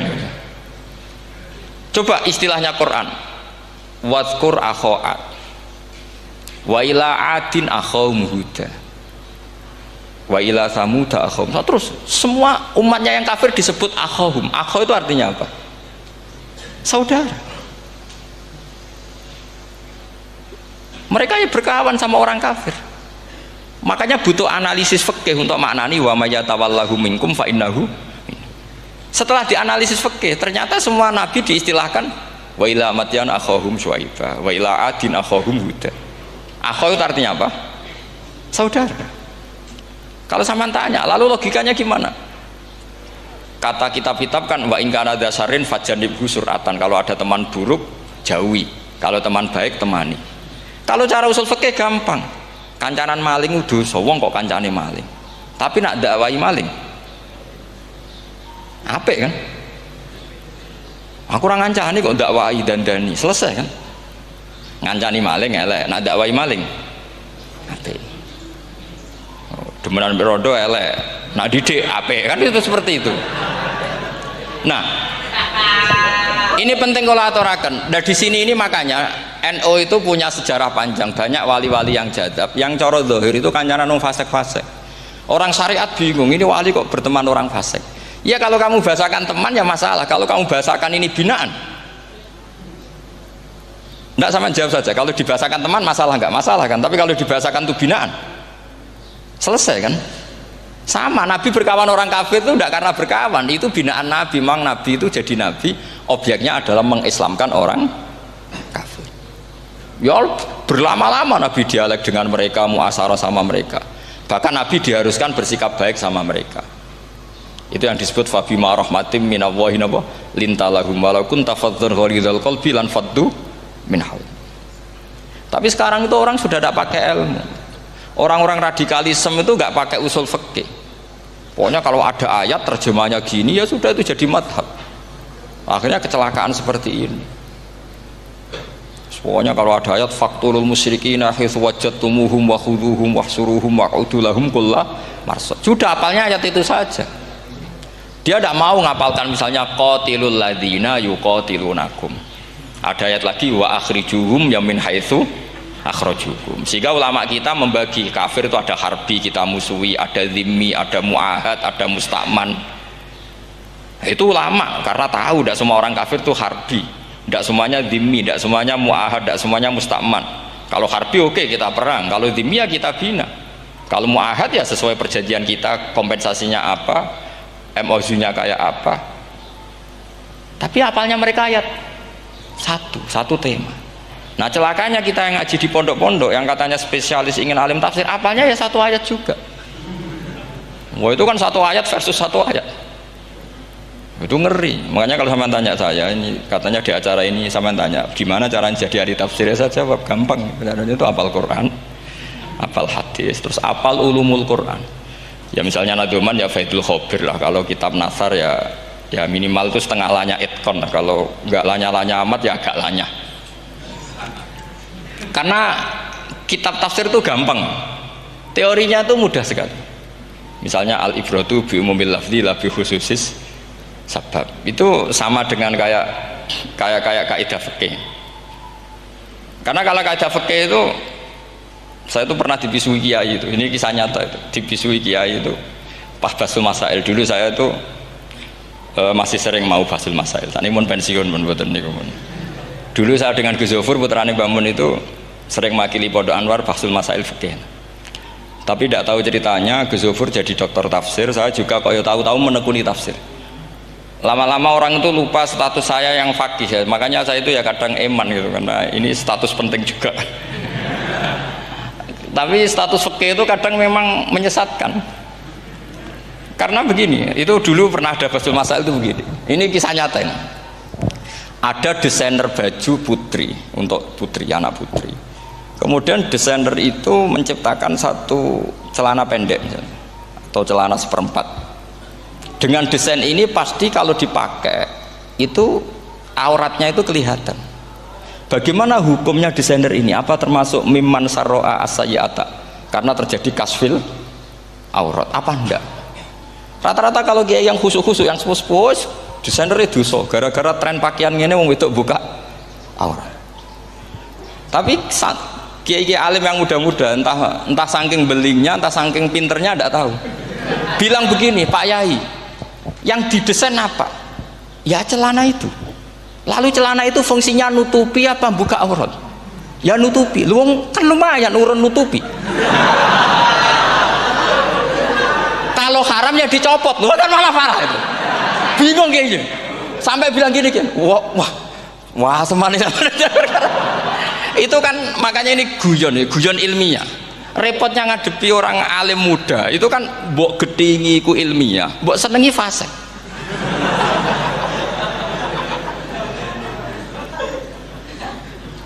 Ketika kiai yang khusyuk tadi tak tanya, kalau desainer katok seprapat, paham gitu? Kau coba yang celana dalam terlalu vulgar gitu, paham gitu? Nggak, rok saja lah, rok mini misalnya, rok selutut. Sampean jangan ngeres ya, yang rok selutut misalnya. Rok selutut itu desainernya kena hukum haram enggak? Sampean jawab saja. Oh haram dari kiai sepuh, karena dengan desain itu misalnya lututnya kelihatan. Tapi pertanyaannya Kiai Muda saya masih ingat betul, saya tanya. Lalu fungsi pakaian itu apa Pak Yai? Fungsi itu kan tetap nutupi sebagian aurat. Kalau Anda haramkan, barang haram itu harus dihilangkan. Nah, itu. Sampai Kiai itu setelah acara itu manggil saya. Gus, kalau ngakoni jenengan alim tapi ku podo repote. Podo repote ku nak dalam itu kan terus itu ada perumusan di redaksi keputusan yang dijual itu, yang masail fikihnya kan terus diputuskan, dibukukan. Kalau redaksinya halal Gus, nanti orang pakai rok semua. Dan saya balik bantah, kalau redaksinya haram orang nggak pakai rok lah. Akhirnya itu apa? Kebijakannya lucu. Buak we Gus, pertanyaan itu buak sak jawabannya oke. Jadi kita debat tidak jadi. Ini cerita ilmiah, makanya sama tidak wajib manut saya ini terlalu ilmiah, jadi tidak baik untuk kehidupan kesalian, kurang baik. Jadi ini, tapi ini ilmu, tetap kaidahnya fikih ma la yudraku kullu la yudraku kullu. Jangan kalau tidak bisa nutupi aurat semua lalu jangan sama sekali. Lho nggih kan kaidahnya kan gitu, ma la yudraku kullu la yudraku kullu. Misalnya Anda punya tetangga nggak mau pakai jilbab, nggak mau pakai pakaian muslimah, kamu tidak boleh bilang munisan raklambinan, tidak bisa. Malayu trokukuluh layut napa malayu trokukuluh nu layut troku napa kulluh. Makanya ini kita harus hati-hati. Nah bayangkan sekarang orang meneliti Quran itu yutrokukuluh. Mestinya kalau Anda meneliti radikalisme, ayat yang terkait radikalisme diteliti semua. Ternyata di surat Taubat yang disebut suratus Saif, yang bahkan haram baca bismillah, itu ada ayat wa in ahadum minal musyrikin nastajaraka fa'ajirhu hatta yasma'a kalam Allah thumma ablighu ma'mana. Muhammad, kalau ada orang kafir mau belajar Quran sama kamu, ya harus kamu pelajari hatta yasma'a kalam Allah. Setelah mereka mau belajar, ya ablighu ma'mana, thumma ablighu ma'mana, kamu harus menjamin keamanan dia. Itu di surat Taubat, termasuk akhiru suratin nazalat, gak mungkin terjadi mansuh. Tapi orang-orang ekstremis selalu pakai faqatulul musyrikin haitsu, apalan itu terus. Yang orang liberal yang menapani la ikraha fiddin. Ya sudah seperti itu. Sing orang-orang ora tegas, ora tau nahi mungkar, ya ma arsalnaka ila rahmatal lil alamin. Ngono terus. Yang kelompok tukang nahi mungkar ya ayatnya amen nahi mungkar. Saya tuh heran, kenapa mereka apalannya kok pedot itu. Kita yang hafal semua bingung jadi. Jadi akhirnya kita yang pinter anut sing goblok, karena saya tuh pernah debat sama orang salaf, debat gitu. Setelah saya mengutarakan sekian hadis, ada tuh Pak hadis itu, waduh, harusnya kamu ngaji saya, ada debat tuh yang level, kalau nggak level tuh nggak boleh katanya. Kamu tuh kan ngeri. Makanya ini penting ya, kalau sampean tanya ingin jadi alim tafsir ya harus hafal Quran semua. Kalau tidak mungkin yang nunggu orang semua mati baru Anda jadi ahli tafsir, karena tidak ada musuhnya. Tapi saya pastikan orang kafir pun bisa memahami Quran, yaitu tadi hatta yasma'ah kalam Allah. Sayyidina Umar tuh masuk Islam tuh gara-gara dengar adiknya baca Toha, ma anzalna alikal Qur'ana litashqa illa tadhkiratal liman yakhsha tanzilam mimman khalaqal arda was samawat ma huwa bikalamil basar. Tidak mungkin seperti ini karangan manusia, itu tidak mungkin. Akhirnya dia Islam. Banyak orang Islam karena diperdengarkan Quran, karena memang notnya sudah unik, makna kualitasnya juga sudah unik, semuanya itu unik, indah. Sampai sekarang pun orang kafir itu orang paling tahu Quran. Makanya Allah mensifati orang kafir itu hasadam min indi anfusihim mim ba'di ma tabayyana lahumul haq. Sekarang sama saya tanya, orang sing tabayyana lahumul haq itu orang faham apa orang tidak faham? Mereka orang kafir itu mengingkari Quran padahal mim ba'dima tabayyana lahumul haqqu, setelah kebenaran nyata bagi mereka. Nyata bagi mereka artinya orang kafir paham apa tidak paham? Paham. Cuma mereka punya penyakit hasadam min intianus. Mereka juga kalau ada ayat tentang ahkam yang memberatkan, mereka bilang i'ti bi Qur'anin ghairi hada au baddilah. Muhammad harusnya jangan tema itu yang diangkat, buat cari Quran yang lain yang enggak tema itu. Mereka sampai memilih tema itu karena paham apa karena tidak paham? Karena paham. Makanya di makalah saya pastikan ngaji tafsir itu gampang karena orang kafir pun bisa. Kalau kasus Ahok itu bukan paham itu melintir, beda. Paham sama melintir itu beda. Itu diterjemah kemenang tuh jangan mengangkat kawan orang Islam, bukan mengangkat pemimpin. Ya liganya kalau ngangkat teman saja tidak boleh, apalagi ngangkat pemimpin. Fatal mana berteman sama orang salah sama ngangkat. Saman kancanan maling itu apik nak menawa nang andani terus ngangkat, "Hei maling ke pimpinanku." Parah mana? Parah mana? Artinya sama saja ketika diterjemah jangan ngangkat teman. Sebetulnya ngangkat pemimpin lebih fatal. Itu kan mafhum awlawiyah, itu kan normal saja. Itu di Quran biasa, misalnya innalladzina ya'kuluna amwalal yatama dzulman, orang yang makan hartanya anak yatim secara zalim. Terus kamu bilang, "Gus, saya tidak makan kok, sepeda motornya tak gasap, tak jual." Yang diharamkan kan makan. Wah, ya sarap kalau gitu. Maknanya begini, memakan harta anak yatim artinya ifsad. Ifsad itu merusak. Nak ngono ikhraq, membakar atau mencuri sama dengan makan, bal asyad, malah kan lebih apa? Lebih apa? Dasar. Jadi yakuluna di situ tuh ba'dul amsilah, sebagian contoh min wujuhil ifsad atau min wujuhil ihlak. Jangan kok karena ayatnya makan, oh yang haram tuh makan, kalau nyuri gak apa-apa. Waya fatal. Itu kan sama dengan santri geblek ketika ada kiai necong, kowe mbek bojomu jogeman naboi. Suatu saat istrinya lapor lagi, "Pak Yai sekarang tidak naboi tapi nyadui." Karena naboi itu pakai tangan. Mereka pertama dilaporkan kiainya, "Pak Yai, suami saya itu sering memukulin saya pakai tangan gini. Jong jogeman naboi bojomu." "Nggih Pak Yai, siap." Suatu saat istrinya lapor, "Pak, tetap benjut, kenapa?" "Kalau nak niki disadui." Mereka pikirannya, sing haram nabok, nak nyaduk halal. Wah, itu kan ngajak goblok bareng. Nah, masalahnya di usul fikih kasusnya seperti itu. Makanya saya ini kadang ya maliki sekali. Kadang saya itu maliki sekali. Kadang ya. Misalnya begini, saya beri contoh. Ini yang kisah nyata ya. Ada seorang Arabi datang ke Rasulullah. Ya, tadi kan teman-teman minta juga ilmu hadis ya. Ini satu paket saja. Itu tadi nanti kalau sampean kasih lalim itu sudah ada urusan saya tadi. Nunggu orang mati banyak tadi. Kalau nggak usah nunggu orang mati, sarannya tadi apal tadi. Ya Rasulullah, ahlak tuh. Saya ini orang yang rusak. Wama ahlakaka. Lalu yang bikin rusak kamu apa? Qol waqatu imroati fi nahari Ramadan. Saya menjima istri saya ketika masih siang. Fi nahari Ramadan, siang Ramadan. Walhasil Nabi tidak menyuruh hanya kodok, tapi menyuruh kafaroh. Kafarohnya itu merdekakan budak atau memberi makan 60 orang miskin atau puasa berapa? Puasa 60 hari.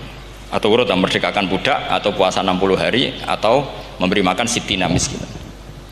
Oke, kita sepakat ya, hadis itu sahih dan diulang-ulang oleh ashabus sunan. Oke, riwayatnya agak masalah. Sekarang kita analisis maknanya.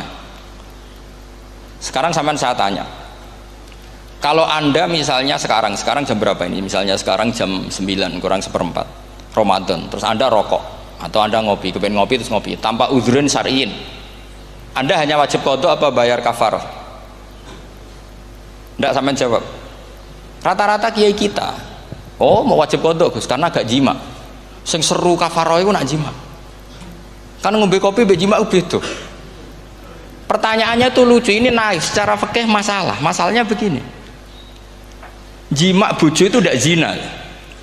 Jima bojo itu zina apa enggak? Enggak. Berarti dengan makan bedanya apa? Sama kan? Sama-sama amrun mubah. Sesuatu yang boleh. Kenapa hukumannya berat? Makanya kata Imam Malik, Ndak itu nilainya. Nilainya adalah hadku hurmati Ramadan bi ghairi udhrin syar'iyyin. Makanya kata Imam Malik, siapapun yang makan fina hari Ramadan, iftar apapun fina hari Ramadan bi ghairi udhrin syar'iyyin, maka hukumnya sama dengan jima fina hari Ramadan. Karena sama-sama ihlak ifsad hurmata Ramadan bi ghairi udhrin syar'iyyin. Loh, enggak, ini ilmiah. Kamu udah harus cocok, tapi otak kamu harus percaya. Loh iya kan, beda kan. Saya secara nafsu tidak cocok, cek berarti. Tapi ilmiah saya setuju. Kalau Kiai Kandani itu kan pasti pakai badul amsilah, kan nggak mungkin semua contoh disebut. Cong penak melaku-melaku jogeman delok wedok iku mari setan. Mboten delok Mbah, nyekel lho malah parah to. Ndak bisa. Makanya ini masalahnya lafat. Ini kembali ke Imam Syafi'i bilisanin arabiyyim mubin. Ketika seorang kiai bilang cung jogeman delok cah wedok adalah mengungkapkan al-muharramat. Bukan mentaksis yang haram itu hanya melihat.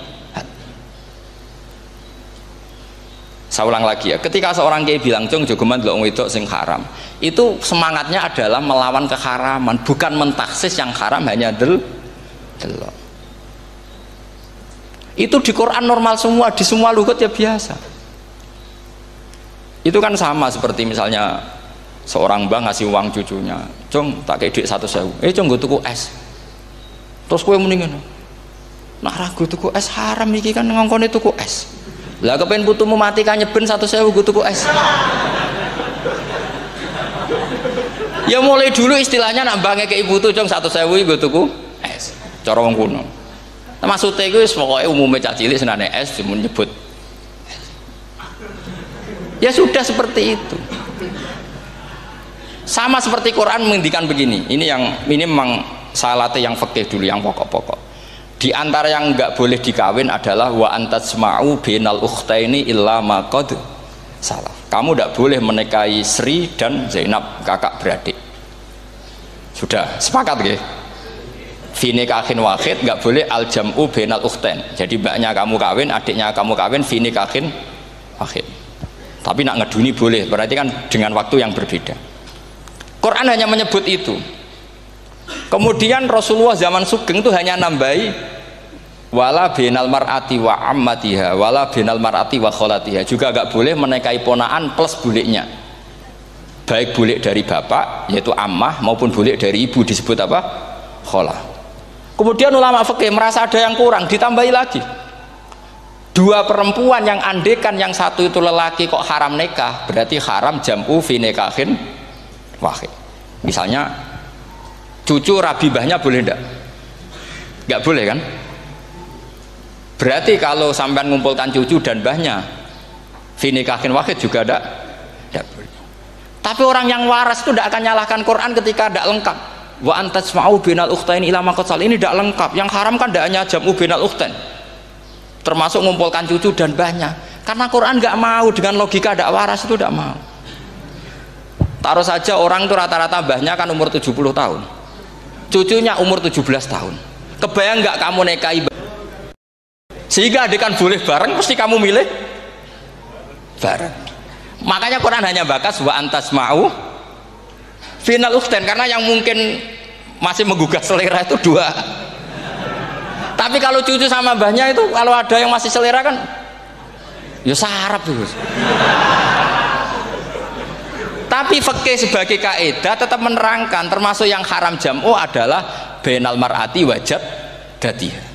Paham juga maksudnya? Artinya ketika menyebut itu tidak jaminan merangkum semua hukum, tapi ba'dul amsilah.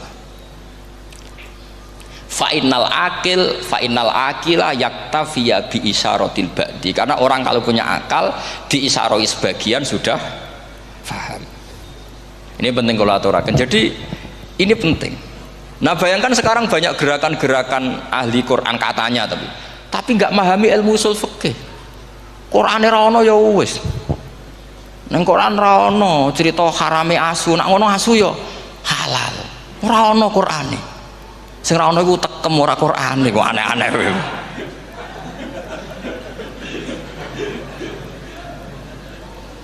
Itu kan sama. Terus sampean misalnya tadi jam 09.00 Ramadan tambah udhurin syariyin terus mangan mie rokokan.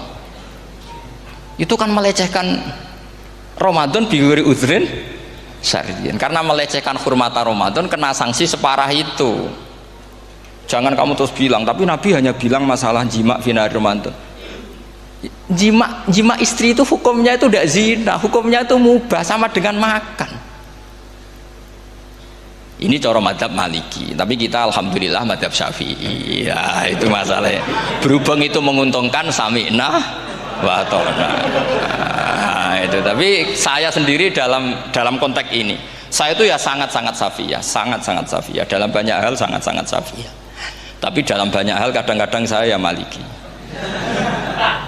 Nah, itu kan kalau sama tanya kenapa gitu, ya hikmahnya baca banyak saja. Karena yang Syafi'i itu ya karena bacanya hanya Syafi'i. Itu bukan fanatik, itu keterbatasan. Jadi itu beda, ada itu namanya ada fanatik, itu keterbatasan. Itu beda sekali. Jadi kita harus ngaji yang banyak. Saya itu termasuk utang ya sama Imam Syafi'i itu baca kitab Ar-Risalah. Itu kitab yang kadang satu ulama baca sampai 500 kali. Yaitu Imam Syafi'i itu dalam kitab Risalah itu begini, ini termasuk ulumul Quran yang paling penting. Muqaddimahnya begini. Wan nasu sinfani min awalil amri. Wan nasu sinfani. Ketika Rasulullah datang membawa Quran itu manusia hanya ada dua. Al kuffar sing dari jenis ahli kitab dan kuffar dari jenis yang tidak ahli kitab. Bahkan tidak ada orang Islam zaman itu.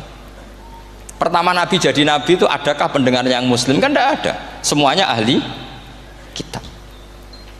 Makanya susah kalau Quran kamu analisis korbannya orang Islam tuh, kata Ibnu Umar tuh lucu. Dulu tuh mukhatabnya tuh orang kafir, jelas kuliah ayyuhal kafir. Ya ayuhan nasu ubudu rabbakum alladzi khalaqakum. Jelas orang kafir. Karena orang Islam nggak mungkin dikhatabi ubudu rabbakum. Makanya Imam Suyuti kalau nafsiri itu ngeper. Ubudu rabbakum wahiduhu. Tapi kalau mukhatabnya orang Islam dawimu alal ibadah atau dawimu alat tauhid. Karena dia tahu kalau mukhatabnya orang kafir ubudu ya masih wahidu. Kalau sudah Islam kok dikhitabi ubudu mudawamah alal ibadah. Itu saking alimnya Imam Suyuti. Ini saya teruskan. Kalau mukhatabnya itu orang kafir ahli kitab, itu kemungkinannya ya dua cara mereaksi Quran. Yaitu disebut lam yakunil ladzina kafaru min ahlil kitabi wal musyrikina munfakina hatta ta'tiyahumul. Jadi lam yakunil ladzina kafaru, jelas kafaru itu umum. Kemudian ditafsir kafaru itu ada yang min ahlil kitabi, berarti kafaru yang jenis Yahudi Nasrani. Ada kafaru yang min ahlil kitabi wal musyrikin, kafaru yang jenis musyrikin, yaitu kafir Mekah. Karena cara kaidah nahwu al atfu yaqtadi taghayyur, kalau ada ataf pasti konteksnya beda. Ja'a Zaidun wa Amrun, berarti Zaid ada Amar, Amar ya tidak bakar, karena Ja'a Zaidun wa Amrun wa Bakrun. Pasti orang ini berbeda. Tidak boleh orang yang sama kamu pakai ataf. Ini sudah clear ya ini ya. Kemudian cara pandang mereka ya beda. Ketika Rasulullah mengajak tauhid, itu ahli kitab tidak masalah. Memang harusnya Tuhan itu satu. Tidak masalah bagi ahli kitab. Problem bagi ahli kitab adalah Muhammad itu nabi. Itu kita nggak suka. Kalau Tuhan satu oke, tapi kalau Muhammad nabi tidak oke. Kita bisa jadi nabi, kata mereka, karena mereka merasa nasabnya sampai Ibrahim. Sementara zaman itu mereka sanksi Muhammad itu nasabnya konti, gak jelas. Ini penting kalau aturakan. Sehingga dalam konteks ini Allah menjawab ahli kitab dulu. Ini itu disebut Muhammad itu nasabnya jelas. Ini itu fihi ayatum bayinatum maqamu Ibrahim. Ini saya dengarin. Ibrahim itu jelas pernah ke Mekah. Bukti Ibrahim pernah ke Mekah adalah jejak kaki Ibrahim di makam apa? Makam mereka artinya buatan kuburan, buatan jejak kaki Ibrahim ketika bangun Ka'bah. Fihi ayatum bayinatum maqamu Ibrahim. Pun. Kalau Ibrahim pernah di Mekah artinya beliau pernah nikah di Mekah. Paling tidak punya dzurriyyah di Mekah. Jadi Ismail dibawa ke Mekah. Jelas ayatnya wa idh yarfa'u Ibrahimul qawaida minal baiti wa Ismail. Ini dengarin ya. Sebab itu saking alimnya berjanji itu beliau tahu betul masalah utama Rasulullah Muhammad adalah disangsikan nasabnya. Sebab itu kitab berjanji pertama cerita setelah dia alhamdulillah macam-macam awalu ma'anab tadi saat terus dia bilang wa ba'du fa'akul huwa Muhammad bin Abdillah bin Abdil Muttalib. Saat terus ya wabah dua Muhammad bin Abdullah bin bagi mereka loh, bagi mereka yang kafir. Terus beliau ngendikan ditutup wa adnanu bila raibin inda dawil ulumin nasabiyah ila dhabihi Ismail nisbatuhu wa mun. Jelas saya Adnan itu pasti puter cucu-cucunya Nabi Ismail. Karena orang Yahudi yang disoal Muhammad itu, kamu itu siapa? Kok tahu-tahu Nabi? Kamu orang Arab. Orang Arab itu tidak pernah ada Nabi. Yang Nabi itu normalnya orang Israel, yaitu turunan Yahudi, karena Yahuda bin Yakub bin Ishak bin Ibrahim. Akhirnya Allah membuktikan fihi ayatum bayyinatum maqami. Bukti kalau Ibrahim pernah di Mekah adalah jejak kakinya di Mekah, itu dekat Ka'bah. Ini jawaban Allah yang tentang ahli kitab, karena sudah jelimet. Ada ilmu ansab, ada ilmu nasab, ada polemik kitab samawi. Kalau kafir Mekah ini goblok-goblok. Ketika Rasulullah pakai teori tauhid, orang kafir Mekah itu saking gobloknya bilang gini, Muhammad, kita ini urusannya banyak, utang kita banyak, kasus saya banyak, kok Tuhannya satu itu tidak cukup? Yaitu mereka mengatakan aja'alal alihata ilahau wahida inna hadza la syai'un ujab. Bagaimana Tuhan hanya satu? Urusan kita banyak, masalah kita banyak, Tuhan nggak boleh satu, harus banyak sejumlah urusan kita. Ada Tuhan BPKB, Tuhan macam-macam lah, ada Tuhan kredit, Tuhan kas, macam-macam lah kan. Sesuai sebanyak urusan kita. Mereka tanya aja'alal alihata ilahau wahida, masa Tuhan satu? Inna hadza la syai'un ujab. Ini aneh. Tapi Rasulullah dengan sabarnya, kalau yang seperti ini Allah menjelaskannya beda dengan yang pertama. Karena tadi orang kafir itu bisa min ahlil kitab, bisa wal musyrikin. Lam yakunil ladzina kafaru min ahlil kitab, ada yang wal musyrikin. Semuanya ini tidak pernah munfakina hatta ta'tiyahumul bayyinah. Mereka tidak pernah tercerabut dari pikiran mereka, dari mainstream mereka, sampai ada bayyinah. Bayyinah itu kejelasan kebenaran atau benar yang begitu jelas. Itu siapa? Rasulun minallah yatslu suhufam mutahhar. Akhirnya Nabi sabar. Saking sabarnya Nabi itu ngomong gini, ya di khalayak umum, mukhatamnya ya kafir semua. Hei saudara-saudara kami suku Quraisy, kita ini sebangsa. Nabi tanya, Muhammad, ajaran kami itu benar karena kami itu orang yang kita percaya, tapi kali ini Anda aneh karena ngajak satu Tuhan. Itu tidak mungkin, urusan kita banyak, satu Tuhan juga mungkin, Tuhan harus banyak. Kita punya 3 aja kurang banyak kan, banyak punya Lata, Uzza, Hubal. Rasulullah dengan sabarnya ngendikan gini, hei kaumku, kalau kamu jadi pembantu, jadi buruh, senang mana punya majikan banyak sama majikan satu? Kalau majikannya banyak, itu perintahnya beda-beda, seleranya beda. Semua harus kamu lakoni, semua harus kamu taklui karena kamu harus nurut. Wah ya repot mat kalau di majikan banyak, oh ngerepoti mesti. Rasulullah tinggal nimpali, Tuhan kamu itu majikan kamu. Kalau Tuhannya banyak, perintahnya ya banyak, seleranya beda-beda. Kamu bingung nggak? Wah ya bingung mat, ya udahlah mat satu aja. Akhirnya mereka masuk Islam. Nah itu disebut Nabi itu fatonah, punya kecerdasan artikulatif. Kalau menjelaskan itu masuk akal. Nah itu disebut dorobawahu matalar rojulan fihi syuraka'u mutasyakisuna wa rojulan salamal lirojul hal yastiawiyani masalah alhamdulillah. Nah ini penting. Allah membuat satu perumpamaan bagaimana ada satu pembantu yang punya majikan banyak, yang berbeda-beda seleranya, berbeda-beda perintahnya. Dengan kalau hanya satu majikan, apakah sama? Mereka jawab tidak sama, enak punya satu majikan. Begitulah Tuhan kamu harusnya satu. Assalamualaikum warahmatullahi wabarakatuh.